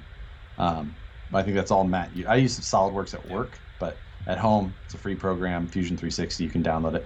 How long? You haven't been using it that long though, Matt. No, like maybe 3 years, maybe. Yeah. So I learned everything I know from Lars Christensen on YouTube. So yeah, shout out to Lars, bro. Take your hat off with that type of. Oh yeah, yeah.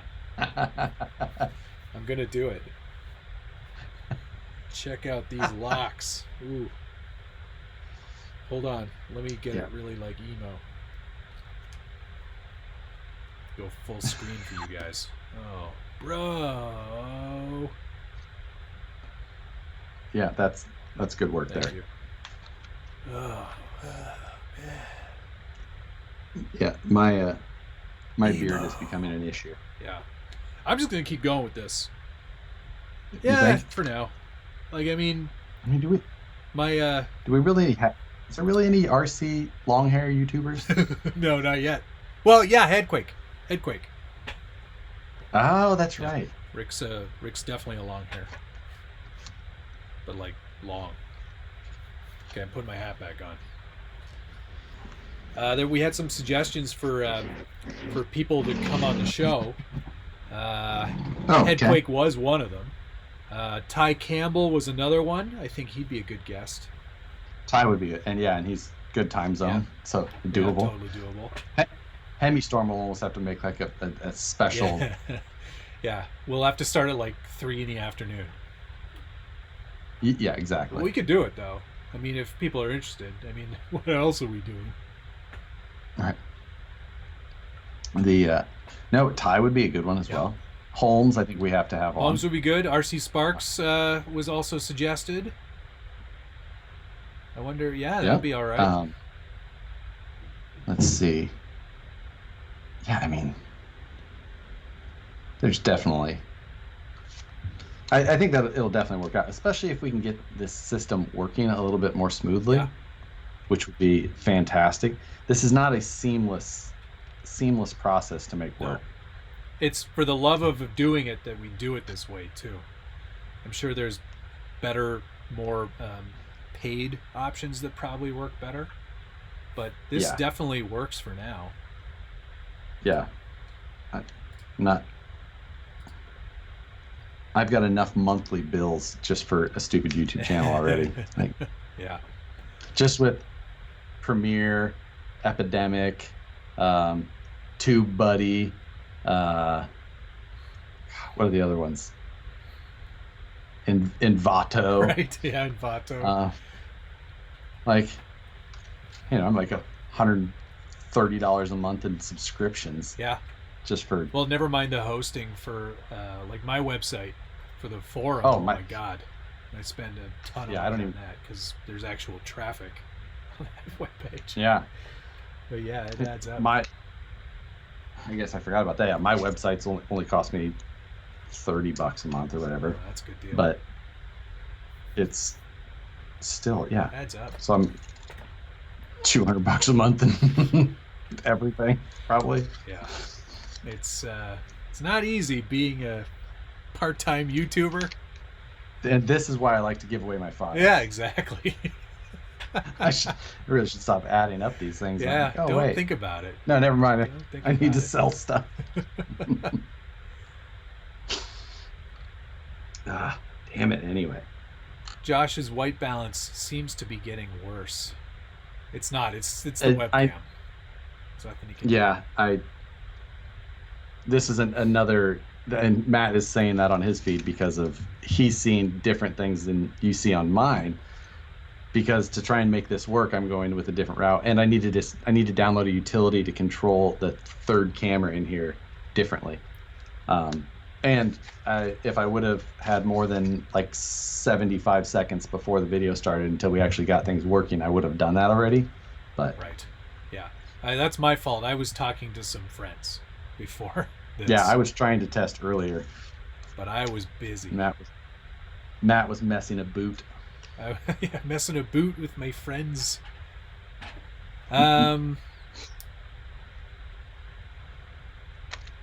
So Jens Cole said he would donate a PT Cruiser body for the build off. Michael Scott did drive the PT Cruiser briefly, only a couple seasons. He did. Yeah, he got a Sebring. Yeah, the Sebring convertible. That's true. That's because there's no Xterra, good Xterra. There's no good Trans Am, or no Firebird. Sorry, not Trans Am. No, well, Trans Am. It was a Trans Am. Yeah. Yeah. Was it an actual Trans Am? Z28, regardless. Or sorry, Z28. Oops. Z. Yeah. Sounds better when you say Z. If we could find the Xterra body, it would be perfect. But oh man, that would be amazing. I mean, if we got Richard involved, true, he'd probably scratch build us a full Xterra. What about the Mercury Cougar? Who had that? The green Mercury Cougar. Drove the Cougar? Someone will get it. Oh man, I can't remember who drove that. It's a deep reference, but shoot, I've only watched the series like 4 times. Oh yeah, that's rookie numbers. I know. So yeah, I think we could make this happen though. I think so too. I think it's beyond easy to plan it out and do it. Yeah. Like that's not hard. It's the coming up with the best idea that will make the most chuckles. But that's the only reason I do 90% of the stupid junk I do. I just want jokes. It's for comedy. Right. Like my box of recovery junk in the back of this truck. A little tiny cardboard box there for you, Josh. And all this little stuff in it. There used to be more things. There's an actual saw in here that will work. It's a real saw. So is it this little jigsaw blade? And there's a roll of paper towels and some windshield washer fluid and a can of spray paint, toe strap. You know. Do you need me to count up those points for you? That's 6 points. We get all the points for that. I think we can get 8 out of that. We'll find a way. Those paper towels are usable. Yeah, all 30 of them. I actually, because that's the guy I am. I have one of those scribing tools with the wheel. You know, the little wheel that puts all the tracing holes. Little perforating. I used that and perforated all the sheets before I rolled it up. Wow. I know. I'm a ding dong. That's true. Yeah. Oh, John Schultz said Josh does the dollhouse stuff and Matt does the performance. Oh, that would be such a failure. That'd be like when the salesman had to do the shipping. It would be really bad. That would be so What was that bad. called? They had a name for it. I can't remember. Senior something, because it's muy rapido. That would be the worst. It would be such a crappy truck. It would look terrible and drive even worse. Yeah. Priceless. Yeah, priceless because nobody would pay for it. Yeah, exactly. Like, nah, I'm good. I'm out. Yeah, I don't want to win that. Thanks anyway. Thanks.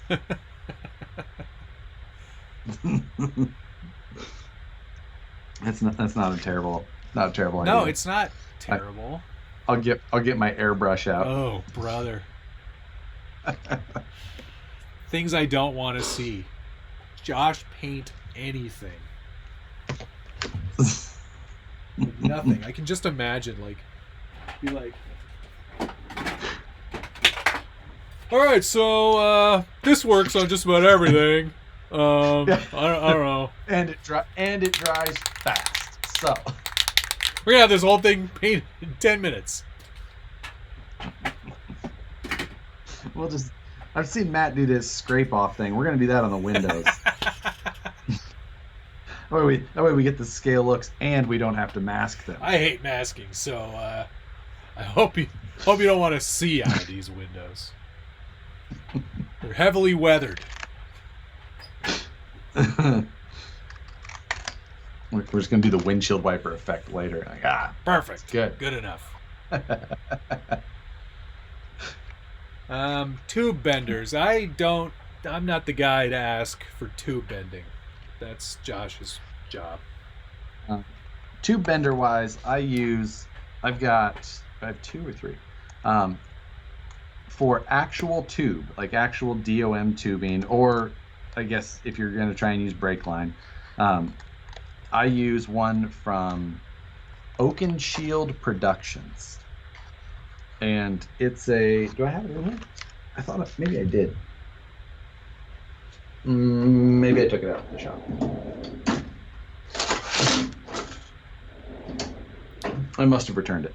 Anyway, it's from Oaken Shield Productions, and it's actually got like 3D printed mandrels so that you can bend everything and it doesn't actually like collapse the tube. It keeps a better radius, and it supports the tube on the whole radius as it goes, which is nice. That thing I think ran about $80. The other one that I use is for like solid rod, 1/8 inch or 3/16 solid rod, and it's called the BAC Industries Mighty Rod Bender, and you can get that on Amazon for about $35. It comes with like 4 or 5 different radiuses, and it's cheap and just simple. Goes in a vise and just bangs stuff out. I've had it for probably I don't know, 8-9 years at this point, and it's done a ton. So cheap, easy, a great buy. But don't try and do tube with it because it will just kink and collapse it. Now, if you guys want to see what a real tool looks like. Oh, your screen freeze?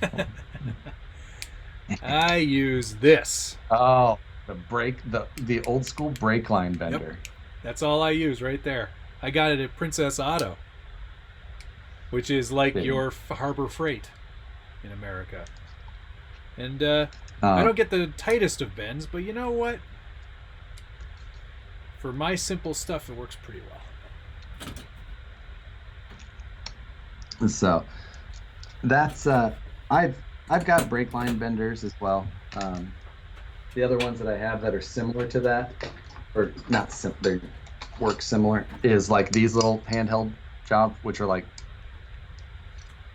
$2, $3, $4. But it's nice to have a single one of the benders I said there. It makes doing like repeatable or even bends, on each side a little bit easier. There's just some nice things about it, especially when you can have it mounts to the bench, and then you can hold the tube with one hand and actually work the handle with the other. You can have indications marked on the base plate so and you can repeat them easier. It's just a lot easier than when you're trying to hold the tube and a 2-piece, bender. So yeah, Josh is an expert at holding his own tube. Oh, Dad.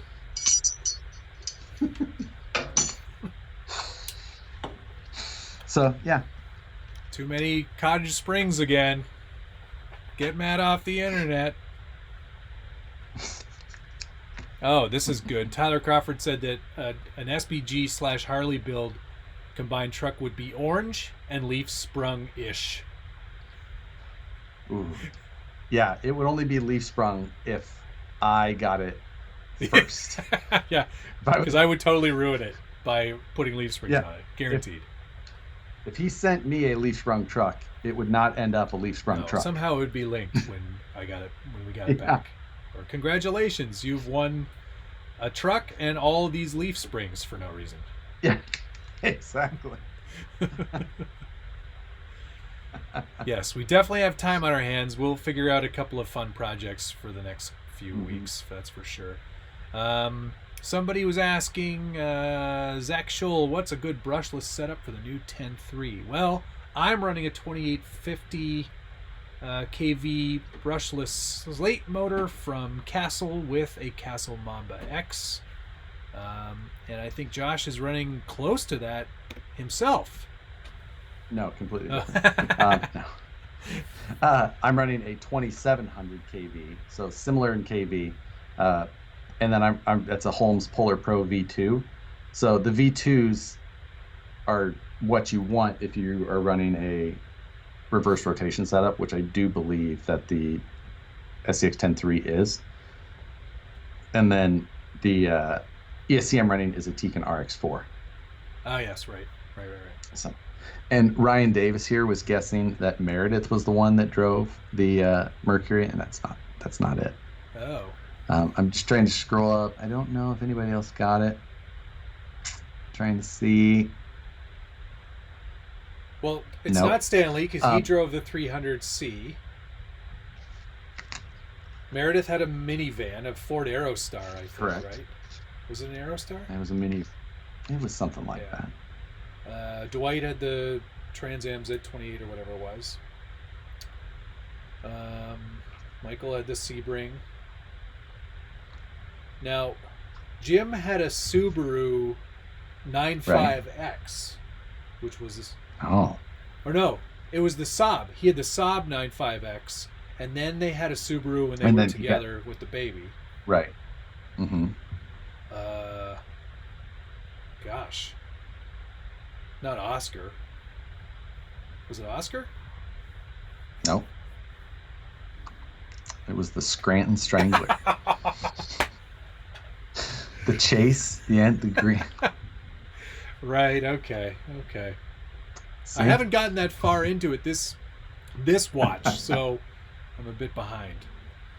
Mm-hmm. But I'll get there. And if you're one for possibly clicking on every once in a while some possible fan theory videos on YouTube about The Office, the Mercury Cougar also pops up in the parking lot during a couple of episodes. But so it could be Toby's car, maybe. You know, that was one of the things. Toby drove a Subaru to Dwight's garden party. Oh. Remember? Mose plows it into the cornfield. Right. We could do our own Office podcast. Oh, yeah. That one of many that's probably available. Well, if I were to guess. Because what's her face? Pam and Angela do one. Yes, I've heard that. I need to listen to that one. I've not heard it, like as in watched it, but I have. Apparently it's quite good. So yeah. Project One said do the wiper effect backwards because I'm quite good at that. Perfect. on your honcho that you were saying. My honcho, and I did it on something else again recently. Really? Yeah, I think actually I have to look at some trucks now and see which way they go. I don't know why I screw this up every time, but I do. It's wrong on the FJ80 too. What? Let's see it. Is that wrong? Is it wrong? Oh, they're just no. I mean, the arcs are right, but is the wipers are actually on wipers are backwards? No, the arc is backwards. This is backwards. You're seeing me flipped probably, but that's backwards. Well, yeah, but they at least are realistic to the movement of how the wipers would move if they were... yes, yeah. But I think what he's referring to is me putting Euro spec wipers on North American trucks. So, I don't know. I'm an idiot. Right. I do it every time. Yeah, just how you feel they should look, right? Do you know that this entire time I've been working this template, this is what I've got done? Let me go full screen. Wow. Great job. That. Josh, you are That on is it. what I've got done you are to this on point. It. But when this is done, this piece up front is going to be killer. It's going to be so accurate. Well, I mean, it's a buggy, so it's accurate if I say it's accurate. But G Mummy's asking if y'all are familiar with Olive RC out of France. And I have never heard of it. I've seen some of his stuff. He does some crazy stuff. His videos have a lot more techno music in them for my liking. But he does some pretty neat stuff with styrene and CA glue, and he does a lot of weathering and rusting and like rat rod stuff. He's done some cool stuff for sure. Yeah, I never heard of it. How's that like? How are those likes doing? They are low. We need some more likes, please. Bring on the likes.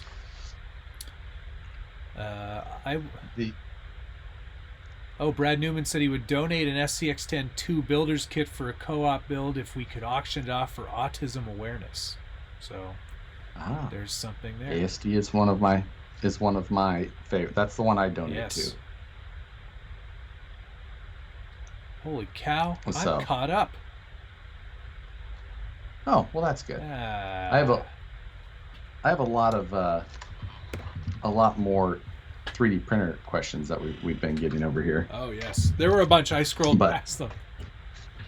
Yeah, it is very, very difficult to try and get all those, but nonetheless, I think it's one of those things where, I mean, ultimately they all kind of do the same thing. You know, they all print at the end of the day. Wow, this is some groundbreaking stuff, Matt. Keep listening. They all use filament, and they all print things. So, what if this team wants to win? They're going to need to score more points than the other team. I see you watch sports as well. The Nye Mets is my favorite squadron. You are also a fan of sports ball. No, I think one of the main features that I was looking for when I was looking for one was I wanted a heated bed, which I don't think is necessarily always the case. It's a must-have. Definitely glass bed as well, although I am printing on a pad that I got with my PTG filament lately, just because it adheres so well now. No lift, anything. Well, and also printing straight onto glass with PETG can cause it. Explode. What else did I look for? I wanted decent resolution. I wanted a big build plate, and that TiVo is massive. It's like 30 by 30 by 40, which is huge. You can make some giant vases on there if you want. Yes, that's centimeters, which is close to 12 by 12 by 14. But yeah, that's a huge benefit of that. I've had multiple printers with large build plates, and most everything I print is small. Right. It's usually this, but that time that you do want the big ass print, you can do it. Yeah. So I wanted something that I could use a Raspberry Pi on as well, because that's my interface now. I hated the TiVo's interface. It was awful. So doing a Raspberry Pi upgrade was super easy, and gives you a lot more functionality, a lot more drag and drop, and you can monitor from afar and use the camera to see how things are working, and it's pretty good. So yeah, I haven't done any of that. Mine does have a different interface, a touchscreen interface on it, which is nice, but that's on the Nereus, Nereus. It's just another one from TiVo, so I like it. But in the end, like I said, there's a ton of them available. They're all very similar in a lot of ways. So if you want something that's going to work, kind of plug and play and not be a lot of trouble, you probably shouldn't buy one at all. It's gonna be frustrating. Yes. You're gonna be mad. You're gonna hate that stupid thing. But once you get into it and you get good at it and you kind of find that sweet spot of how it functions, they are the best ever. I had to talk Matt through it a number of times, in between him asking me for autographs. Which is a complete lie. Nicole claims that at the first RC 4-wheel drive East Coast Scale Challenge event, I asked Josh for an autograph, which I would never do in my whole life. I like him, but I do not like him that much. I would never... Okay, but to put it in perspective, there are famous people. Like, if I saw, and I have seen famous people, Harry Shearer, who did a ton of voices on The Simpsons, I saw him in London, England, and my wife pointed him out first. He went, "That's Harry Shearer." I went, "Holy shit, it is." And then I didn't say anything to him, and I left him alone because that's the kind of person I am. I don't bother celebrities. I hate that whole fawning over celebrities. I don't do it. Of which Josh is technically, at the time, he was probably a celebrity. No. Somebody wanted to see what a 4.19 tire would look like on the SCX-10 III, so I have obliged. It looks ridiculous. It looks like you've got a 4-inch lift and stock tires. Which is a good look. Oof. I've seen a few of these around town. I was like, "I just got my lift, but I can't afford tires." Yeah. Waiting on that check. Waiting on that $1,200 check. Get myself some kick-ass Patagonias. I know. Oh, burn. It's a sick burn. I considered them briefly. Sick self-burn. Yeah. But I would not put, at least with the portals, I wouldn't put a 4.19 on the SCX-10 III. I think it looks a little silly. If it had a straight axle, I might consider it. At which point we should probably try doing that. Put a straight axle on these. I know I have a set. I may have a picture on my phone of an SCX-10 III with a straight axle. No kidding. Would that be? Yeah. Would that be something that? That is not something that it was just a exercise to do. Okay, but it worked. It is with it. It took a little bit of like a little 3D printed mount that we made for something, but we dropped a D44 in it because you need an offset pumpkin. That's right. You will definitely need so.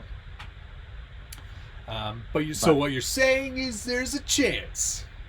I'm just saying that we did it. All right. I think I have finally figured out the temp.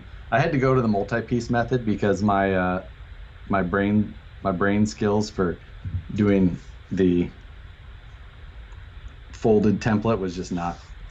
I'm not good at seeing things in 3 dimensions, so cardboard aided design is very handy. Yeah, I'm usually pretty decent at the whole flat template designing thing, but for some reason tonight was escaping me. Well, we all have our off days, I guess. AMW TX, you can use white lithium grease on your transmission gears for a VS410. You can use lithium grease in just about anything. It's all I use. I got a big giant tube of it. Goes in all my trucks. I prefer like automotive bearing grease or greases but yes, white lithium grease will work. Yes. Vanquish grease is a good grease that we mix up. That's actually, you guys don't want to know where that comes from. Right. I'm just saying it's. Let's just say. Edible. Let's just say I've been to the restaurant where they get it. Yeah. And they make a pretty good club sandwich. Anybody who's visited us at the shop, that's where you're going knows for that lunch. There's only one restaurant we go to. Like, hey, you want to go out to eat? Like, oh, where are we going? The restaurant we go to. The restaurant. You don't even. Nobody restaurant. knows what it's actually called. The restaurant. No. It's up the street, and it's the restaurant. That's where we go. It's not bad though. It's a pretty good spot. It's decent food overall. It's just I've had everything on the menu. There is no vegan option, even though it's in California. What am I gonna do? Oh, that'll be my cheat day. Yeah. So I think so. I've been trying to come off the front doghouse area. I'm going to do another aluminum panel insert. Tilt down a bit. With Nobody can see it. Oh yeah, God, I keep forgetting that you can't see anything from yours. That's better. So now anyway, I'm going to build a front nose around this servo in the front here, and mainly because when you have the hood on, you can see through that portion still, and I want to just cover it up. So, is there no inner fender on that truck? Oh, there is an inner fender. I guess fender. so. Yeah. There's carbon fiber exposed, and then there's carbon fiber. Are you selling this one? Is this one of the? Is this? No, this one's. Oh, that's the keeper, right? Yep. What's did somebody buy that other hunk of garbage that you did? The green one. Yep, that one's on. I'm on to the second one now, which is a flat rail chassis, power wagon body. That's not a truck. Senior Lodenstein. Thank you, Ryan Davis. Senior Lodenstein. That is when the salesman had to load the truck. Senior Lodenstein. That's good. That's good. Yes. I like that. I forgot all about that. Like I said, I've only been rewatching it for like the 4th or 5th time. There's so many things to remember. Oh, yes. Oh, what truck to put on the bench now? Oh, have you seen the Hummer? Since I finished all of the the paintwork. The hippie Hummer. But it's not technically hippie. Oh god, this thing's so heavy. It's more like, I guess it is sort of hippie-ish. That's as hippie as it gets. So. Here, I'll show you first. Oh, this thing is so heavy. It's pretty good. How did you actually do all of it, like the fine line stuff? They're acrylic markers. So they're just like fine tip markers. What's it say in the back there? Make Turks, not jerps. Yeah. Yes. Is Joe Exotic riding a tiger on the other side? No. This was before that show came out. I haven't even taken the masks off the windows yet. It's like, I see that. Unbelievable. It looks like one of my paint jobs. There's like all kinds of entertain people details on this goofy thing, and I'm gonna do like a full up weathering job on this truck once I get around to it. But yeah, it was just sort of like I wanted to do something stupid with this truck, so I definitely think I achieved that. But like at the moment, everything still opens and everything, so I mean, like, the intention was to have a bit of goofy fun, and it's like maybe this is a rich guy bought it and has children, and he let his kids draw all over it for no reason. I just wanted to kind of do something a bit out there, but the plan, there's kitty cats on there, and a mountain and a bird. The intention still is to actually weather this truck, and I'm going to use some of my Vallejo techniques on this thing, and then do a whole video on weathering. But this is not how this Hummer came. The whole thing got disassembled, and I sprayed the chassis all flat black to kind of give it a unique look, and then the body all got its separate work as well. It's a very nicely detailed model, and I really like it. I have replaced the motor and all the electronics because they were trash.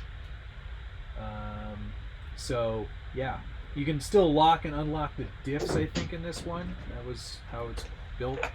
But it's going to be fun once it's finished. And the UMG 10 wheels are a perfect match. And these mud terrain TAs, these are KM3s, they were a great match for this truck too. I just thought overall it looked pretty kick-ass. So yeah, we'll do a whole weathering video and get that done soon, because I don't have much else going on. Are you still talking about the Hummer? Oh, stop.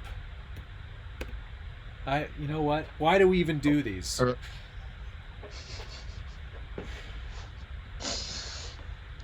Yeah, that's, that's just why. saying. You weathering over all that paint. Yeah, I am. I'm going to hide all of it. Because why not? I don't want to look at it. That'll be a fun truck to drive once it's done. Yeah, I mean, I don't know what you're going to drive. Flat stuff. Yeah, exactly. Sand. Although you can lock the diffs, I think. I don't know. Is it the style of locking where you just like put a pin through something? I think so. Yeah. No, there's a thing in there for, I think, you know what? I don't remember. It's been so long since I've even looked at it. Yeah, I watched your video on it at least. Because you were intrigued. You wanted to get one, I bet. Yeah, I was thinking, like, I don't have anything that weighs 18 pounds. It's heavy. It'll break the scale. Hey, speaking of new trucks that you might want to get, are you going to get one of those 6-scale Willys? So I've hovered over it a number of times, trying to decide if I was going to or not. And I thought about it, but the thing that's holding me back right now is just the underpinnings of that chassis and the drivetrain, and it looks just like a recycled Chinese. It looks pretty junky. And it's like I know that that's a $50 car underneath of that body, and while that body looks good, I just don't know that I'm. It's so basically it's a slightly not as good Dragon model. And I know because I've got the Dragon model in a box just outside the workshop here. So it's like, do you want to actually drive it, or you just want it to like look good? Because you can totally buy it and it'll look great. But I'd much rather, like, I'm going to take the Origin VS410 and put that under the Dragon and make an actual build out of it, and drive it. Because I want to have a cool looking Willys that actually works. Yeah, that's the route that I think I'm going as well, because I have a custom chassis for mine. I've got the obviously less scale detailed G.I. Joe body version. Yes. But my plan is AR60s and 5.5-inch tall tires, for a built Willys looking truck. So I feel like that's the route that's going to be better for me to go down. I'm more keen to try to make that Origin work on this body. I know it'll require a ton of trimming, but I think it's going to be a fun build to do and give me something kind of project-y to put together. Yeah. I mean, I think for that reason, it'll be worth it. Definitely. But yeah, that's the reason why I have, because the price is good. It's like, I know it's not expensive. $260 or something along those lines. Like, that's super reasonable, and for a lot of people who are looking for that, that's a deal. Absolutely. Like, I don't. Yeah, there's no denying that it's good value. I'm just concerned about the overall quality, I think. Sorry for a plane flying over. Oh, planes are still happening over there? I haven't heard a plane in weeks. Oh yeah, we're busy. Alan Harris just sent me $10. It says custom fab RC trucks for the win. $10. That over Rock. The somebody asked just before him who makes it. It's Rock Hobby. ROC. The ROC Hove. It's a Jay-Z reference for all you kids out there. You're so hip. Well, you know, I don't think Jay-Z's been relevant for a little while, but whatever.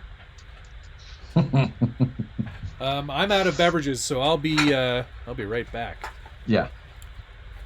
Talk amongst yourselves. I'll give you a topic. Someone had asked when I'm going to be working on the super scale. You can go. Yeah, I'm going. I'm leaving. Good, please. The super scale suspension set or kit, whatever you want to call it, and that is high on my. I've been filming literally every night lately, trying to get videos ready for release schedules, and I've got one that I need to finish tonight so that it releases tomorrow morning on time, not my normal time, after a specific time. But then that one's like super high on my list. I'm gonna grab it real quick.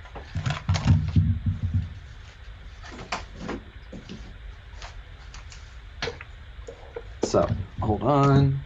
Oh wait, I know where it is. So the super scale suspension kit, I'm not making up that name. That's actually the name of this kit.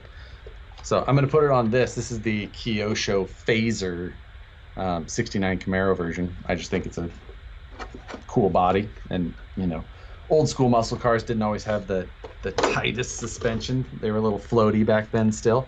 But this is that super scale 2020. And inside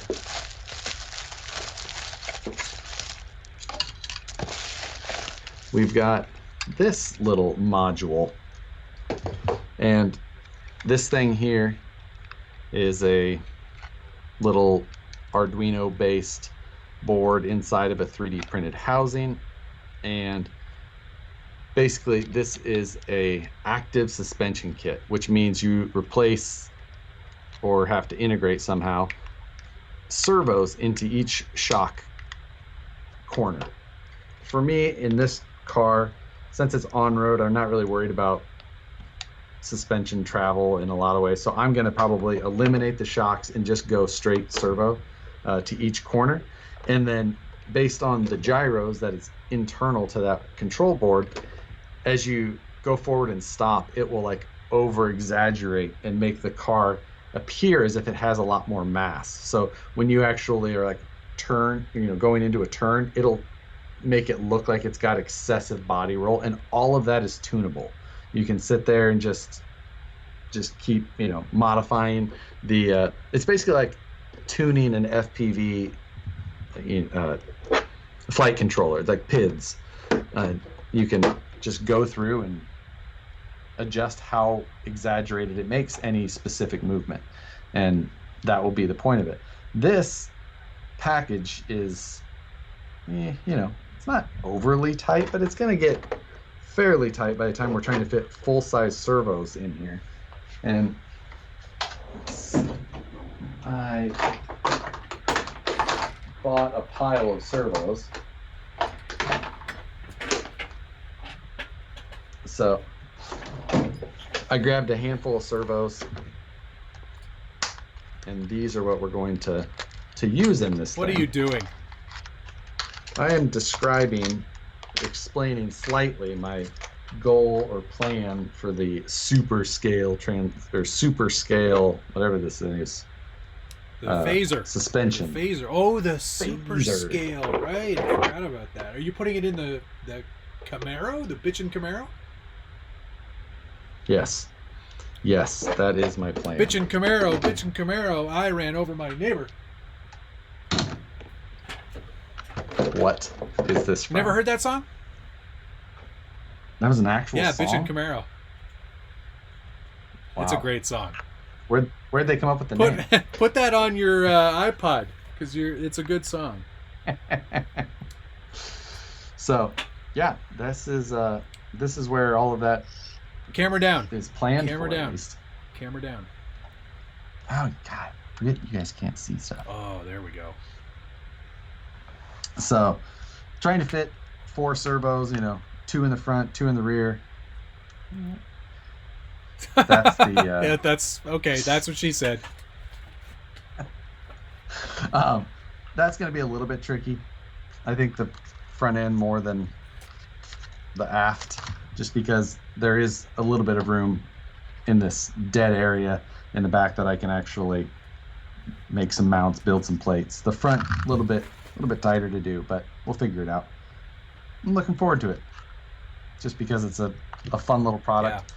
This thing came out of somewhere in Europe. I think it was like $70 or $80. Isn't it comes from Soviet Russia, doesn't it? Is that what it is? It in Russia? I think so. Okay, well that, as far as I'm aware, Russia is not in Europe. No. So Russia is its own place. I was mistaken. In Soviet Russia, servo steers you.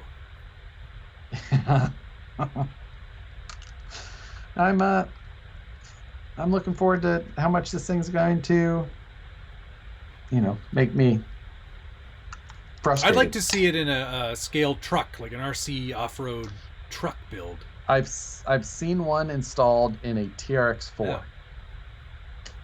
Like a Bronco, hopefully.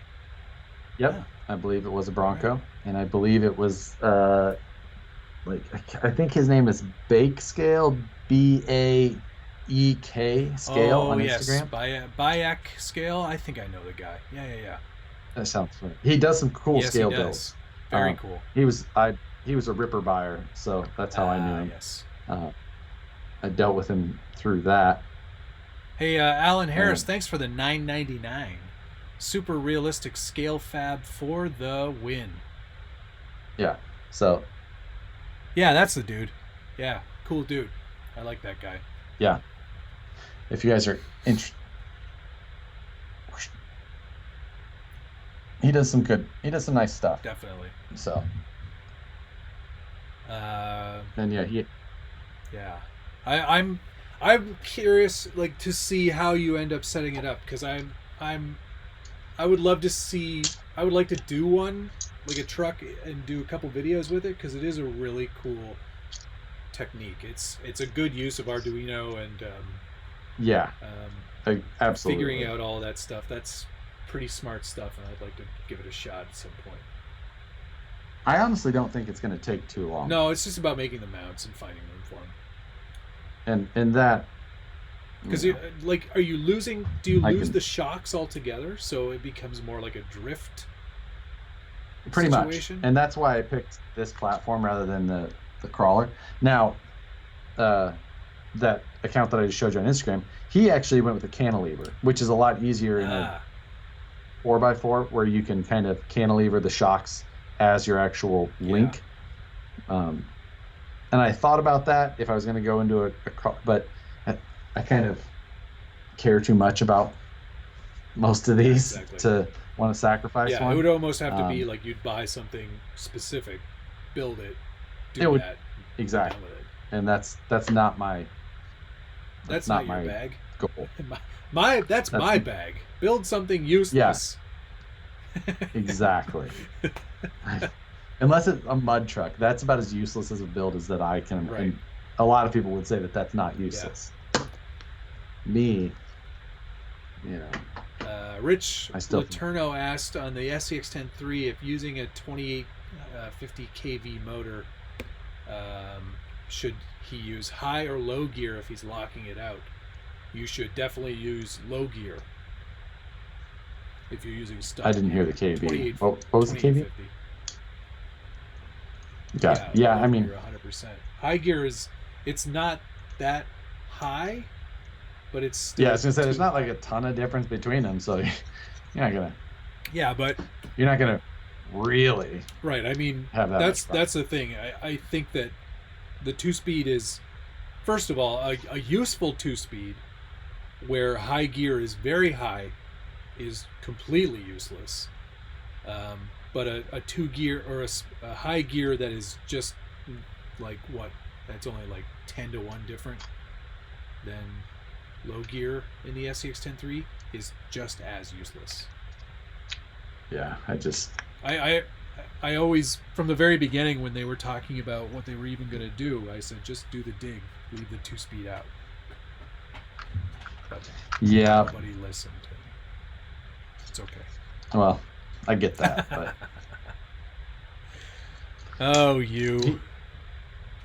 He included these like servo mounts for this project. Fun. He printed these and the enclosure for this system in the weirdest filament. It has like sparkles in it. Oh, it's like fancy. It's like stripper filament. I don't know if you can. Yeah, I can see that. It's like a speckled kind of look. That's nice. Yeah. I like it. Yeah. Put it in H. Very. Somebody said that. That's hilarious. Thanks, Kevin. That's a good Simpsons reference. Do you know that one, Josh? No. Okay, so definitely. That's when Homer needs to buy a car. I don't know why he needs to buy a car. I can't remember exactly. Richard would be rolling over in his grave if he heard me say that. But he's buying a car from Crazy Vaclavs. The car itself is like a 3-wheeled, but is like, it's super small, so like Homer's knees are... You have my attention. Homer's knees are like way up, and he's like crushed into this tiny seat.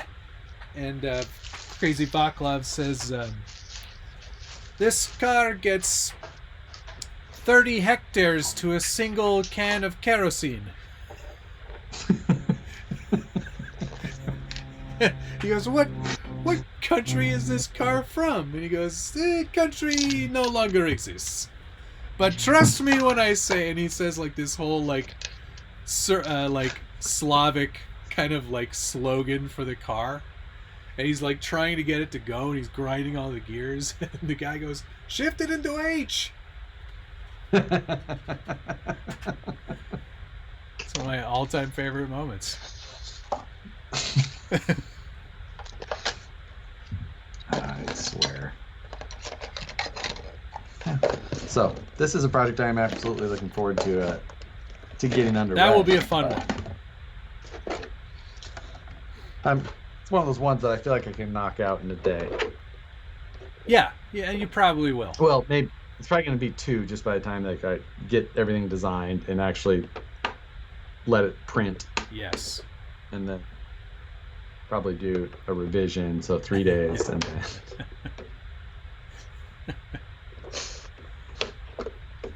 You know, one thing I did see today that made me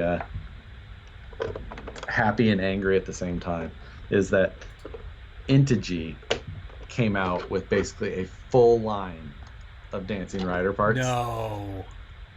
They've been listening. Yeah. I really don't know what to do. Because on one hand... You're desperate. Dancing Rider. Yeah, exactly. You know what? Hey, just for you, next week, I'm going to build that Dancing Rider on this show. Yes. Yeah, there you go. You can watch me just fuddle through another Tamiya build. And that's a good... Schultz, I made him build one. Who would also be a good guest. Yes. And that would be an excellent would be a guest. good... If he could figure out the computer, which that might be the hard part. He's going to be one of those like nostrils in the camera guy. Is it on? It'll be like tilted way up. Yeah. Yeah. Or like, this is my favorite look too. It's just.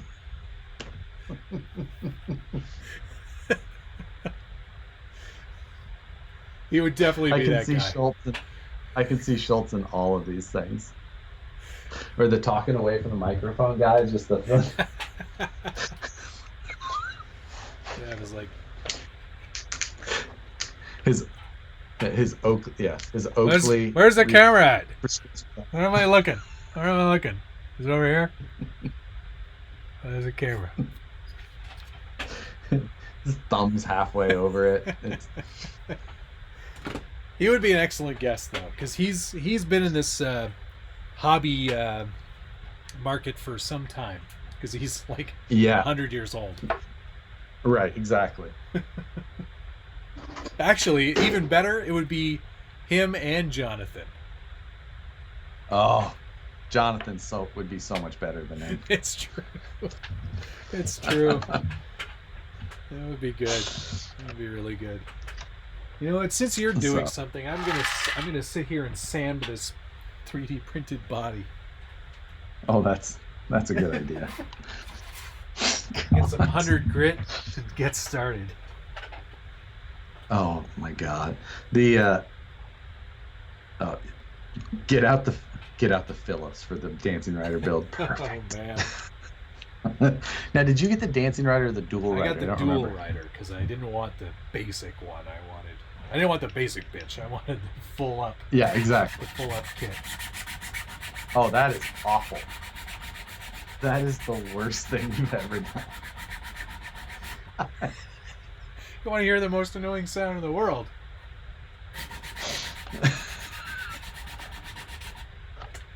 I will hang up and then continue just to have a conversation with you.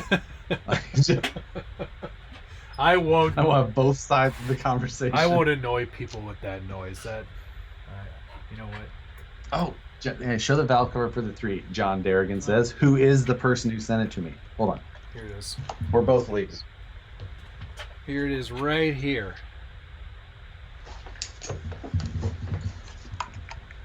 No, John Darrigan is the one who sent me the one that he printed. Oh. Well, here's the other one. This is the whatchamacallit. Spare time. Let's see. Which I should show you on the actual truck, I guess.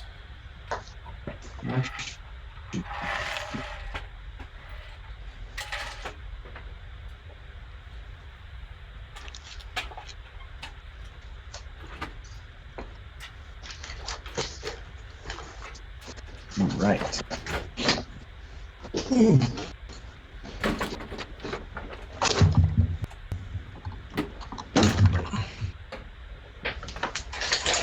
One in, one out. Now let's play this how to get the body off game. Yeah, because I've got my scale build screen in there now, so I don't have a lot of room to take it off. What a foible that was. Well, I've got the whole light kit in mind, so I have a lighting pigtail as well. Oh, that fits right in there. That's nice. Oops.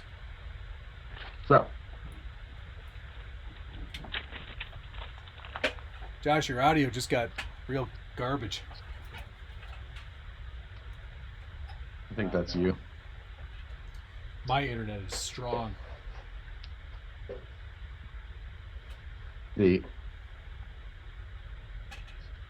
Got a little valve cover as well.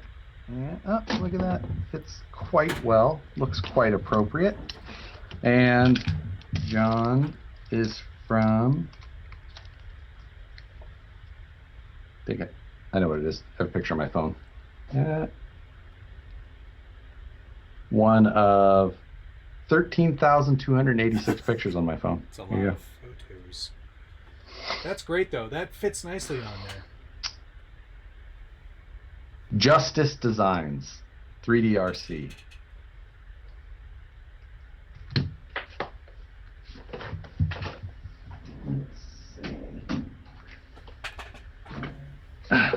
My roll of double-sided tape. Who thinks that this body is hard to put on? Because it's not me. I don't think it's hard to put on at all. A lot of people have talked about how difficult it is, and it's like, just pinch the inner fenders. Yeah, it's still not a breeze. It's not a breeze, but it's not like, oh, I'm not buying this truck because of that. No, it's not. It's not that annoying. It's annoying. I'd much rather have hidden clips than. I agree. I do like that part of it. It looks very good because of it. And I don't think it's the clips that make it difficult. I think it's the combination of the backing parts to the fenders and the little side guards for the body.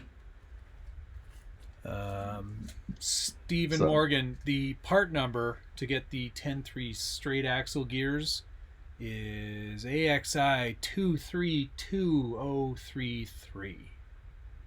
I've got that up on the screen for you right now.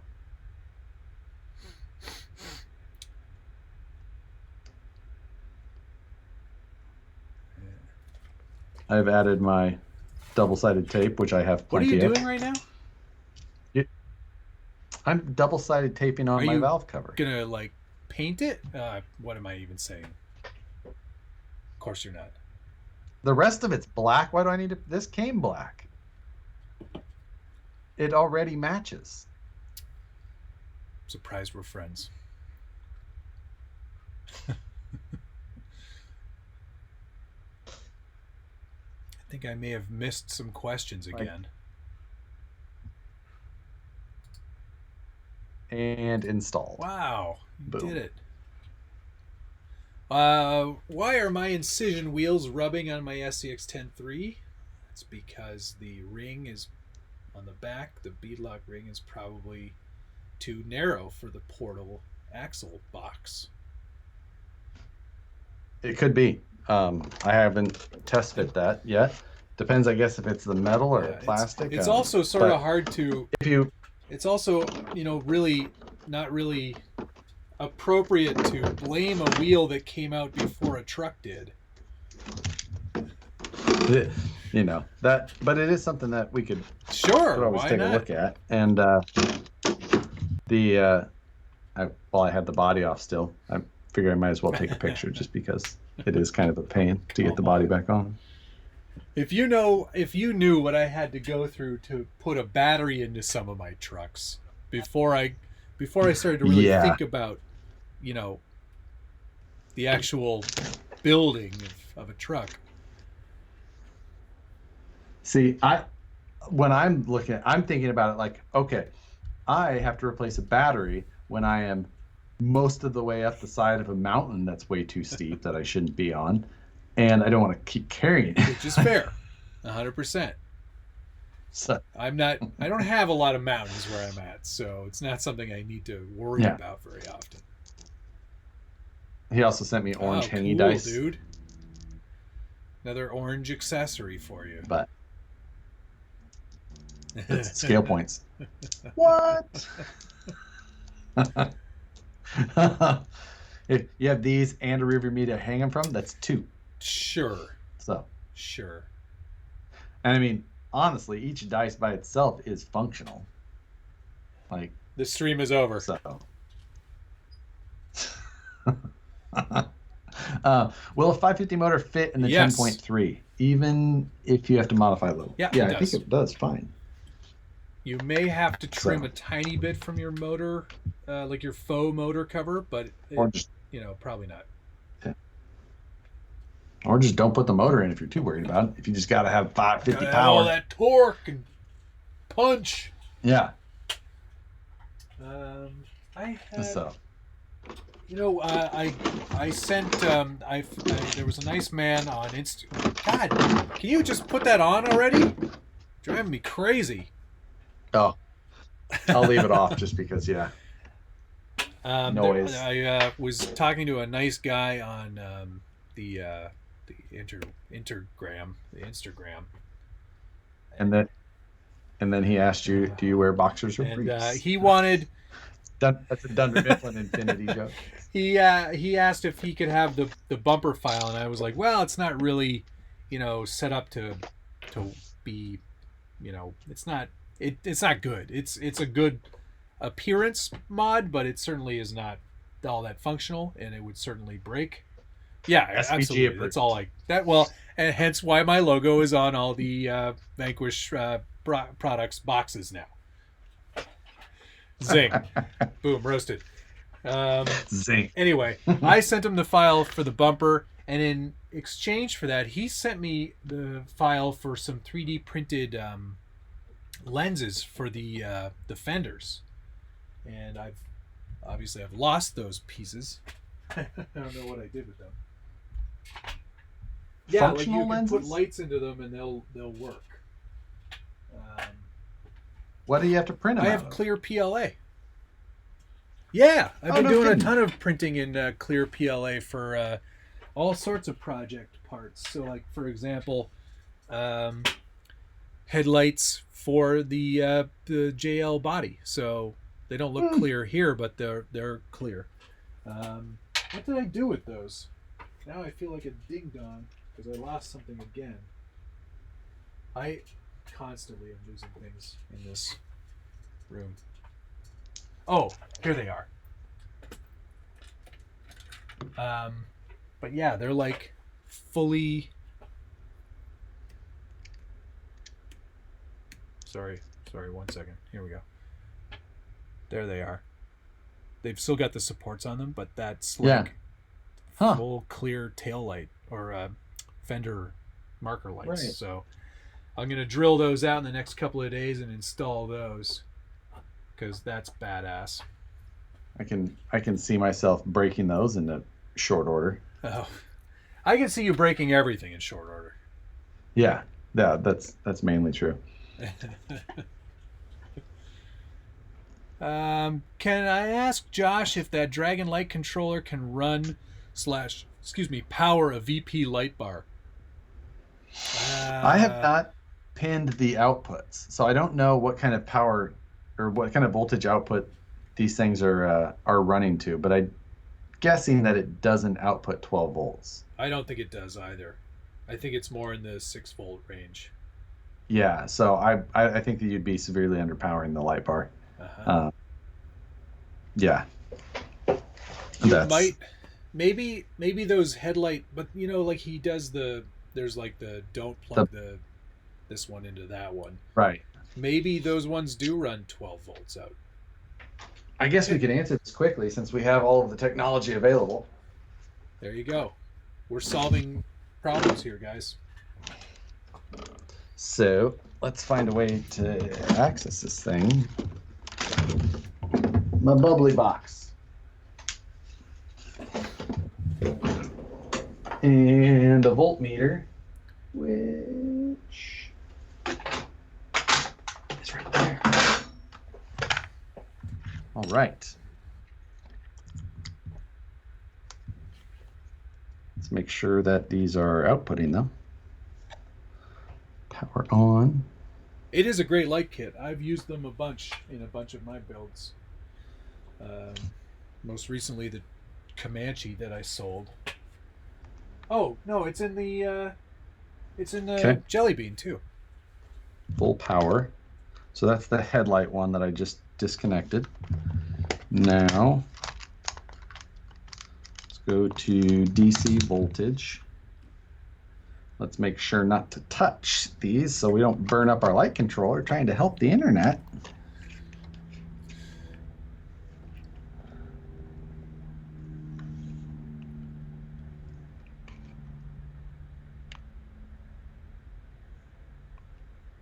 That is a 3-volt output.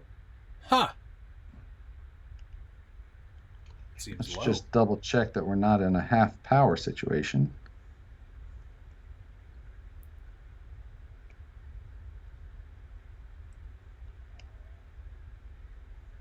This is riveting stuff, guys. This is you're well. TV. Yes, this is TV.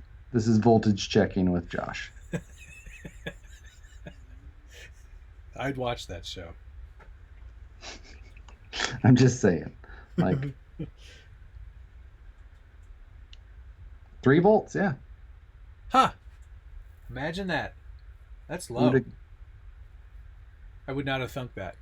This has got to be off, right? Right. Let's just check the battery voltage. We know that one. No, that's right. Huh. Getting low voltage on my battery. It should charge that, but wow. Yeah, no. I can check this as many ways as we want. I'm pretty sure I'm getting that. It's probably 3 volts. Yeah. VIP XJ1, the valve on the back of my workshop here, that is to turn water on to my outside taps. That's the true answer. Doesn't make things explode. Doesn't open a dam somewhere. Although that would be amazing if it did. Oh no, he's opening the valve again. Those lenses are not JK3 DRCs. They're from someone in South Korea. Oh, these are 5 volts. Sorry, I had it on the dim setting. 5 volt. Even still, that seems low. It's still way too low for a VP light bar. Yeah. So. It'll be very dim. But now we know. Yes. So. When will the 10.3 RTR be out for sale? I do not know that. No clue. We're not privy to those details. And even if we were, we probably wouldn't say on the internet. True. Let's see. Can it handle 12 volt? This controller can handle an input of 12 volt from a 3S LiPo, but it does not output 12 volt. That's these, they're basically resistors and other flux capacitors inside of there. Marty! Trying to remember the maker of the Wraith build a while ago that had Traxxas rod ends on the top cap. That would probably be the Deluxe sells them now, but it's called the something mod.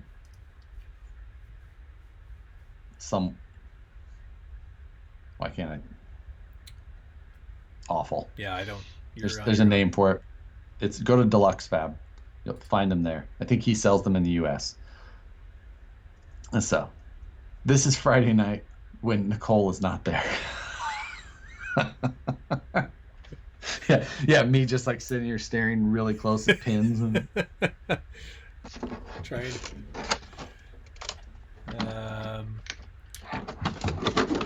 Do I know? Oh yeah. Stop doing that. I know. Do you know of a tail light lens that I can use on a Jeep Rubicon body? I have the light buckets from the SX-10-2 Rubicon body, but the lenses don't fit perfectly.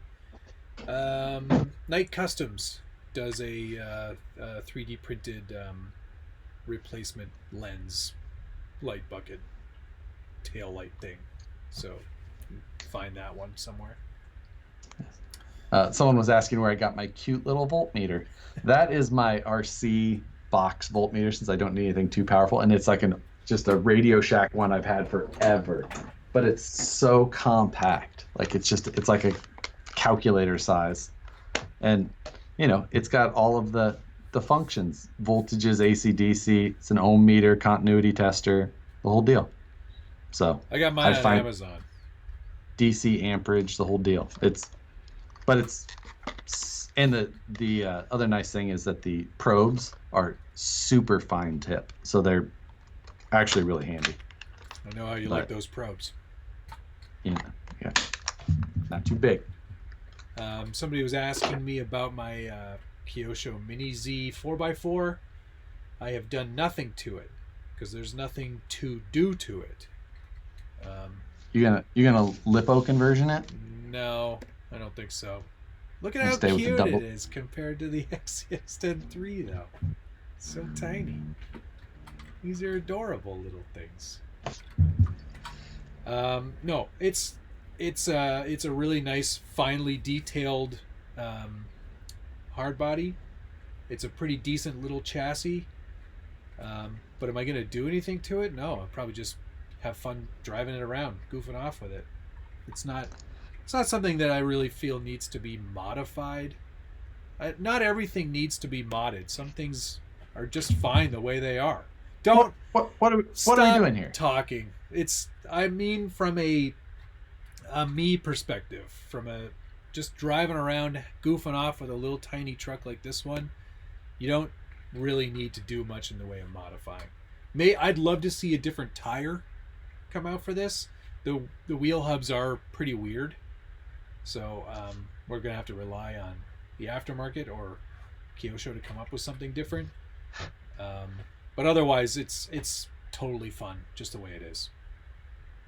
So Jesse, who in here, Jesse Schultz, just said RadioShack. I haven't heard that name in years. I don't even remember RadioShack was such a huge part of. Oh man, same here. Growing up, yeah.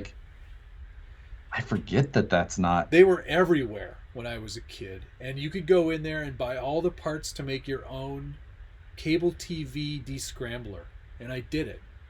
It was the best place ever to learn about stuff. Yeah, I mean, I used to go in there to buy project boxes and some raw LEDs, solder, terrible wire. Their wire was garbage. It's just so much stuff. You would go in there. Those big pull-out drawers of all of those parts. Oh, so good. It was a great place. It's Matt, SCX 24 or Mini Z? It depends on what you want. Like if you want just a fun desk crawler that looks really, really, really amazing, Kyosho for sure. If you want something that you want to actually do some more proper, maybe even outdoor crawling with, I'd say the Axial one. The benefit that the Kyosho has, not just in terms of its looks, it also I like the ESC and the way it works better. It's like an actual traditional like drag brake style, as opposed to the Axial, which is a worm gear. And I've got a couple here. Oh yeah, you're talking about just drivetrain wise. Yeah, the Axial. So as soon as you're off the throttle, it stops instantly. Right. You know what, you could pick up a little Tekin, like a BXR. Yeah, you could get a BXR going for sure. But I think they have push control in those still. So yeah, I mean, there's a couple of different options there. What I love about the SCX 24 is that there's a lot of aftermarket stuff for them. Like you can go full Mod 19 Rex Racer, right, and do the buggy conversion like I've done here, which I'm showing everybody. There's for you, Josh. You've already seen I dig that. Yeah, it's super kick-ass, and all of his parts are great because even though they're 3D printed at this size, they are super robust. Except when Richard drives it off the bed and it breaks the front bumper, but it was just very briefly that he did that. I mean, there's brass wheel weights already for these things, and I've got them on this one. It's a much more versatile chassis for doing some really cool stuff with, whereas the Kyosho is very much in its own world. It's more of a model that happens to be an RC. Right. Yeah, that makes sense. Yeah. Brandon Southern was saying that there's still one in Omaha, my hometown.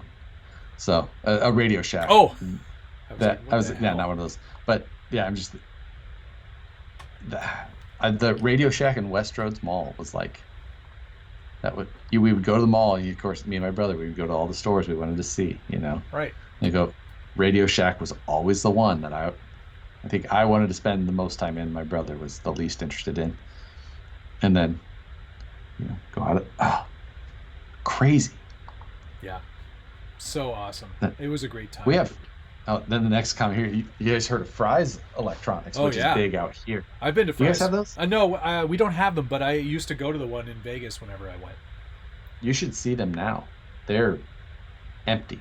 Really? So they had this thing saying that they were changing suppliers, and that's been ongoing. I don't know if it's fixed, but you went in those stores, they were just massive big box stores, big Best Buy size, and they're just empty. That's crazy. You could go in there and scratch build a PC if you wanted normally, but now you'll find one option for RAM, and just wow, it's hard to believe that they're going to stay in business. Wow, that's brutal. I remember that place being just jammed with stuff, and then even in the last few years, it's been like that, just until the last 6 months. Man, that's terrible. Brick and mortar, I think the one thing that's going to come out of all of this right now is the way people shop is going to change even more dramatically than it already has. I think this is the end of traditional brick and mortar retailers. In a lot of senses, probably the case. It's like really sad. A lot of brick and mortars are not going to come out of this. No. There's a pizza place in our neighborhood that's been around for 63 years, and it was in a pocket of our community that was still dry. Like, it didn't serve, there was no alcohol. It was like prohibition still existed in this one little tiny area, and they were the forefront of the fight to stop that, and they actually helped change the law for that area. But they just found this latest thing the hardest thing for them to kind of come back from, so they just decided to close before it got too bad, which is really unfortunate. And I think you'll see that across the board for not just restaurants, but hobby shops are probably definitely going to be affected by all of this. All the traditional clothing retailers, you're going to see a big drop off and that sort of thing. It's just going to be it's going to be a big thing for sure. Yeah, I mean, and just what a crazy catalyst. But totally. Not good. Circuit City, God. Circuit City. They're Bright Sun. Do you ever watch any of his stuff? Bright Sun Films? Yeah, he does the little mini documentaries. Yeah. I love the Abandoned one. Oh man, so good. He did one all about Circuit City. Yes, that was a pretty good one. I actually really like the Bright Sun YouTube channel. Yeah, that one's really good. Exploring it'll be crazy resorts that went out of business, and they're just closed down. Something they'll go into them even and just be there's paperwork still in here, and all the beds are made. The tennis resort, that one. Dude, so many. There was was it the one in the Poconos? Yeah, I think so. Yeah, or Florida somewhere. Yeah, he does a lot of Disney related stuff. He loves Disney. Yeah. He's Canadian, He's from Toronto. Oh, yeah. He did the world's biggest McDonald's, or the world's floating McDonald's. The BC out in British Columbia, floating McDonald's. Yeah. It's built for the Olympics or Expo '86, I think. Yeah, I'm a big fan of abandoned stuff. Same. Anyway.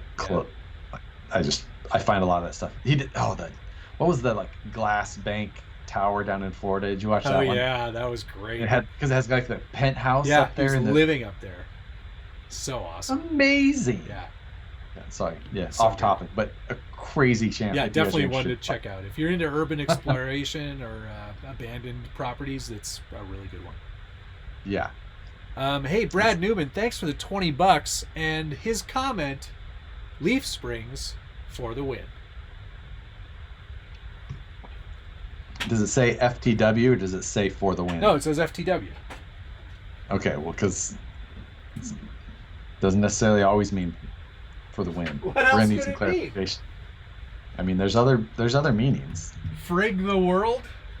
There's one of them. Pretty sure he doesn't mean that. No, that would have been somebody on my channel. Yeah, exactly. Okay, now I've got two yellow trucks on the screen. The little tiny SCX-24, which almost fits under the Marlin, and the Marlin Class 1. What a great truck it is. I just wanted to beat you so badly with this truck. Yeah. What's that saying? You can wish in one hand and Is it poop in the other? Yeah. Devin Hopner was saying, asking me if I was ever at the We Rock events in Hannibal, Missouri. And he says he remembers going there as a kid and it made him fall in love with rock crawling, both full size and now RC.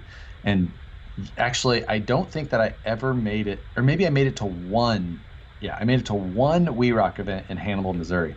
But I made it to a bunch of the R Rocks, which was the local or regional series for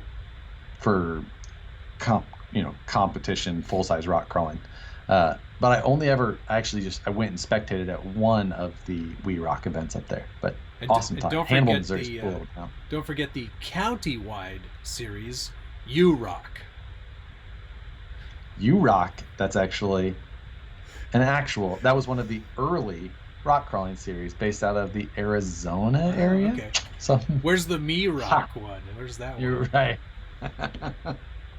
Yes. There was U-Rocks and there was, I believe there was U-Rock and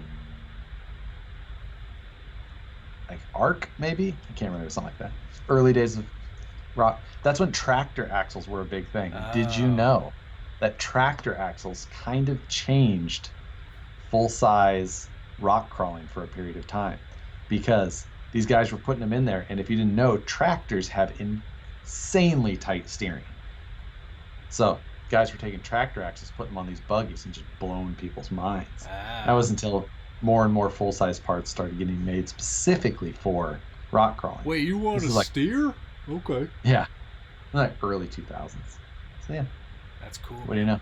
That's cool. And the more you know. The more you know. I'm finding interesting places to put this SCX-24 on top of the Marlin now. Here's an interesting one. The USTE. Will either of you be making it there next year? Ultimate Scale Truck Expo. So that's been one that I've always just seen on the peripheral, and it's just never been the one that has. I know you've been. I've been, yes.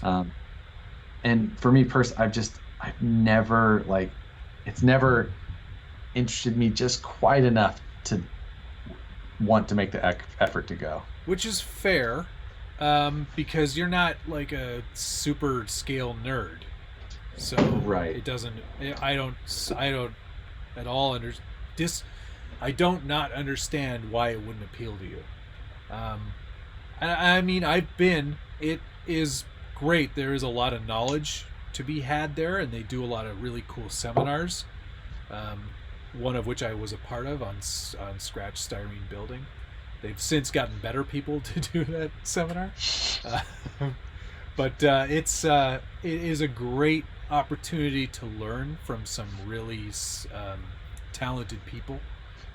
The trails are really nicely manicured and well taken care of. It's not like challenging because it's Central Florida, so it's really more about the dollhouse end of things. But it is a great event. And at some point I will definitely go back. It's just at an odd time for me at the time of year. Makes it difficult for me to travel reasonably cheaply because it's like right around spring break, or a lot of families are going down to Florida at that time of year, and flights are super expensive for me. But we'll get down there again eventually. Yeah, the topic of Axial Fest has come up a couple of times in here. And as of last week's live broadcast with Rich and Brad from Axial, both Axial Fests are still on as of today. Yes, that's true. So both Midwest and West Coast, or Badlands and West Coast. So as things are California curve is starting to kind of look like it's going down. The talks of everything kind of opening back up or getting kicked around a lot more. And while flights are still kind of cheap, I've been kicking around the idea of still trying to book something for the Badlands one. But yeah, my attendance is completely going to depend on our situation here, and our government's totally separate from your government. So, we'll base all of our decisions on our medical experts and what everyone says here. So my ability to travel is completely reliant on what they end up doing. But my plan is to be at both Badlands and traditional Donner. So I'm actually going to be on a call with the Axial folks tomorrow to talk about the plan, because I'm shooting both events this year. That's the plan anyway. Filming the events. So we'll see what they end up saying tomorrow. But yeah, as far as I'm concerned, and as far as they're concerned, it's all happening. Yes. Yep. So, I hope that everything's cleared up in time. Same. I really feel like we're all like, as the RC community is really at a disadvantage right now, because this is our time, and especially for someone like me, it's like I have so few months where I can actually go outside and see other people and enjoy this hobby that, you know, we got to get this going. But, you know, I also don't want to rush it and find ourselves in a situation where the curve is flattened and then all of a sudden spikes again. So, you know, and they're talking that there's going to be a second hump, you know, and who knows? But it's hard to say. You know, you never know how things are, you know, will be reacted to one way or the other, and how severe things will be. It's not my place of knowledge. So, either way, but you know, I'm looking at it still. I don't know. It's a possibility for me. Yep, 100%. It's been something I kicked around this week, especially just looking at kind of the trend of how things are going, knowing that if I'm flying, you know, Southwest, I can get a ticket refund, or I can use the credit. I fly enough that I'm not too worried about that. Right. Well, I've got 3 flight credits because Vegas, and then the day I got back from Vegas, I was supposed to go to Mexico with the family. And then the week after I got back from Mexico, my company was going to fly everybody out for a tropical vacation to celebrate our 20th anniversary. So I've got a few flights lined up. So yeah, hoping that things change. But Badlands is in June? Yes. Right. Okay, well, we'll see. Is it a It's like a Thursday to Sunday, I think. Something like that. Yeah. Was it mid-June, I think? Yeah, right? Yeah. 17th-ish. That sounds about right. And then the month like following that is Badlands or Donner. Yeah. Donner's end of July. July 20. Oh, it's later. To the 20th. Okay. Yeah. All right. It's on my birthday, so be prepared. That doesn't matter to me. Although it was on my birthday last year too. So what now? Well, I didn't go to that one either. Right. Because it was your birthday. Oh. Proline by the Fire, that's postponed till October. Yes, that October 17th? Yes. Something like that? 16th, 17th? Isn't that right around Nationals now too? Nationals is the first weekend in November. Oh, November. Okay. All right. Yeah. Okay. So it gives me a little bit of time between them, since I'll be driving to both of those. Well, our trucks are done. I'm selling mine. I'm starting over. I'm going to keep the Jeep, but I'm going to sell both the Class 1 and Class 2. I'm not selling the Jelly Bean, just so everyone knows. You should keep that. That's a keeper for now. Yep. I'm going to... The Class 3, I think that one is just waiting on me to disassemble, take pictures, and send to the fire. That one's done, but I haven't put a number on the Class 1 yet. Yeah. Class 3, I'm obviously not selling. Right. I think some people at Vanquish would be upset if I got rid of that truck. Right. It's not one to get rid of. And the Marlin I'm keeping as well because, well, I like this truck. And Josh doesn't like it, so. June 24th to the 27th is Badlands. 24th. Nash and Chad are letting me know. All right, thanks, so guys. Very end of June, which is so that gives us some more wiggle room, or me anyway, because that's the thing is you guys can. I'm sure you could probably even just jump on a plane right now, right? Pretty sure. Yeah, I can't. Like they've shut everything down. They don't want you even going province to province. So it would be a challenge for me. And the borders are closed. I'm not even allowed to go over the border. So, right. The moment that's lifted, I'm sure it's going to be a gradual rollout, and they'll make it like essential workers only, or migrant workers, or whatever. So it's going to be interesting. Yeah. That's it's all going to be kind of, for us here, it shouldn't be as bad. To fly into Indiana, 100. I haven't actually looked at logistics wise of like where I would have to go to, but none of that worries me too much. I'm not right. too, I'd fly to a major city or airport or whatever and just get a car. Yeah. But I would probably end up driving. That would be that's my best bet. Oh, no kidding. Yeah. Yeah, probably. How far is that for you? Let's fire up the maps. Yeah. That's got to be like 14, 16 hours. Oof, I don't even want to think about it. No, it wouldn't be that far, would it? I don't know. No, it was only like Indiana. What's the town? Well, Attica? Attica. Right? Attica, Indiana. Directions. Yeah, that's 8 hours. 8 hours and 42 minutes. Oh, that's nothing. That's easy.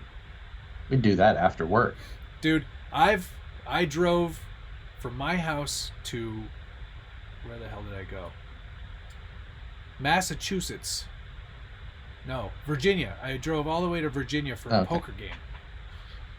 I was gonna say Massachusetts. That's not very far. No, I drove all the way to Virginia for a poker game. So. Huh. Yeah. That actually makes it sound like you have interesting stories. I used to play a lot of poker. Huh. Like, kind of a dangerous amount.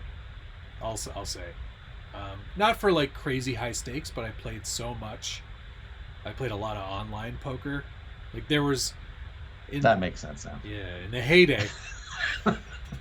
In the heyday of online poker, I would have two screens, like two massive screens, and I'd be playing 8 tables per screen. So I'd be playing 16 tables at once and just like rapid fire through all the tables. I was tournaments, I was cash games, and then I took it all live and I started to play in Vegas a lot. I played in the World Series of Poker all over the map. Yeah. Pretty insane. Wow. I still casually play, but at the time it was paying for trips, it was paying for car payments, it was paying for TVs. It was fun. But that's halfway interesting. The house games that I played in, those were like the trip down to Virginia. That was nuts. It was pretty cool. Like, yeah, all of my friends from online, we all got together. So it was like we just fell into this routine, just knew each other, and the chats started. It was like, those are some of the best people in the whole world. Huh. My degenerate gambling poker buddies. Right, exactly. Yeah. It doesn't sound all that different to RC friends. No, exactly. It's the same thing. You just spend money in a different way. Yeah, it's like, oh, no, I just have rooms full of really expensive cars. And, But I was full on. Like, I had my own poker chip sets and, like, really, like, I would buy old casino chips and, like, all kinds of stuff. Like, I've got decks of cards for days. When early in the comp crawling days when we would travel all over for it, Neil Freaky Skins, yeah, he worked for a company called Icon Poker.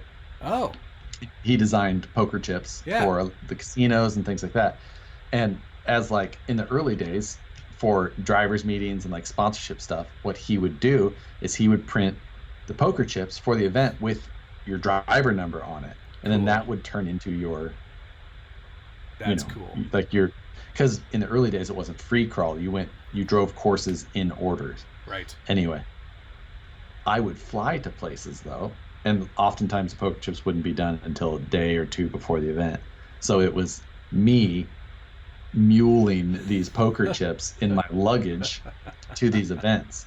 And oftentimes I tried to travel without checking bags. So I'd have a backpack and a carry-on with my comp crawler in there. Full of and a lot of people don't know that poker chips have a little metal disc inside of them. Well, it depends on the brand, but yes. Yeah. And those look awfully funny going through an X-ray machine with a comp crawler and wires and battery. that was when I decided, you know what? If I'm going to be flying, I should shave and not look so. Because I got some aggressive discussions. Oh, I'm sure you did. Yeah. I some interesting conversations at the border when I would go to play in like a home game or a tournament or whatever. And I would take my poker chips with me because, I was a collector, so we would like exchange chips and like play with other people's sets during the games or whatever. And in every case, they'd be like, well, these don't have any actual value, right? And I'm like, no, this is just play chips. They're not like from a casino or anything. And they'd be like, uh-huh. And then they'd strip the car.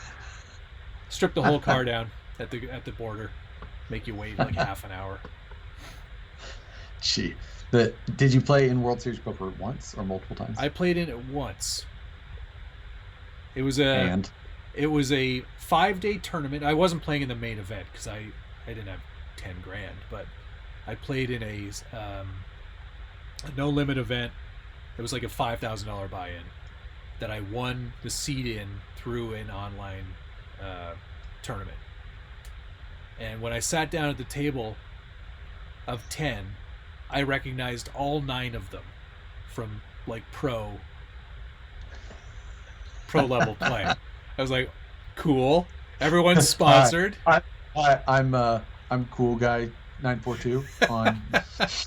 Yeah, it was an embarrassing moment, and I realized how out of my depth I really was.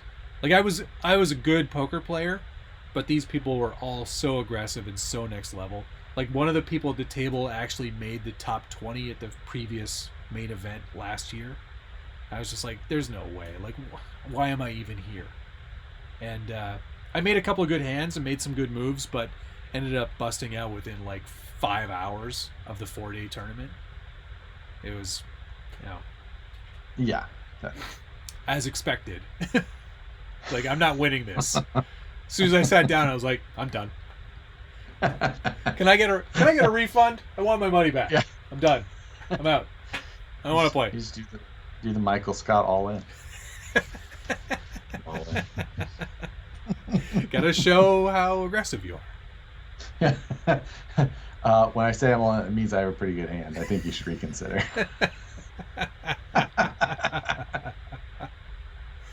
That's great.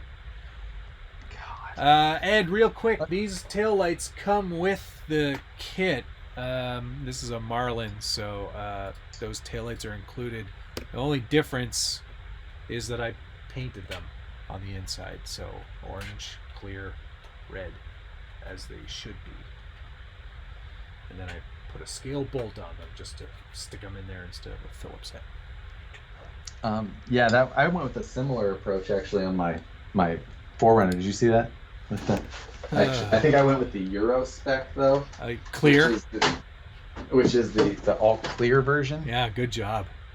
That's so done. Some people do these as like an aftermarket upgrade, so it's actually worth more scale points if you do that. It's in the fine print if you look.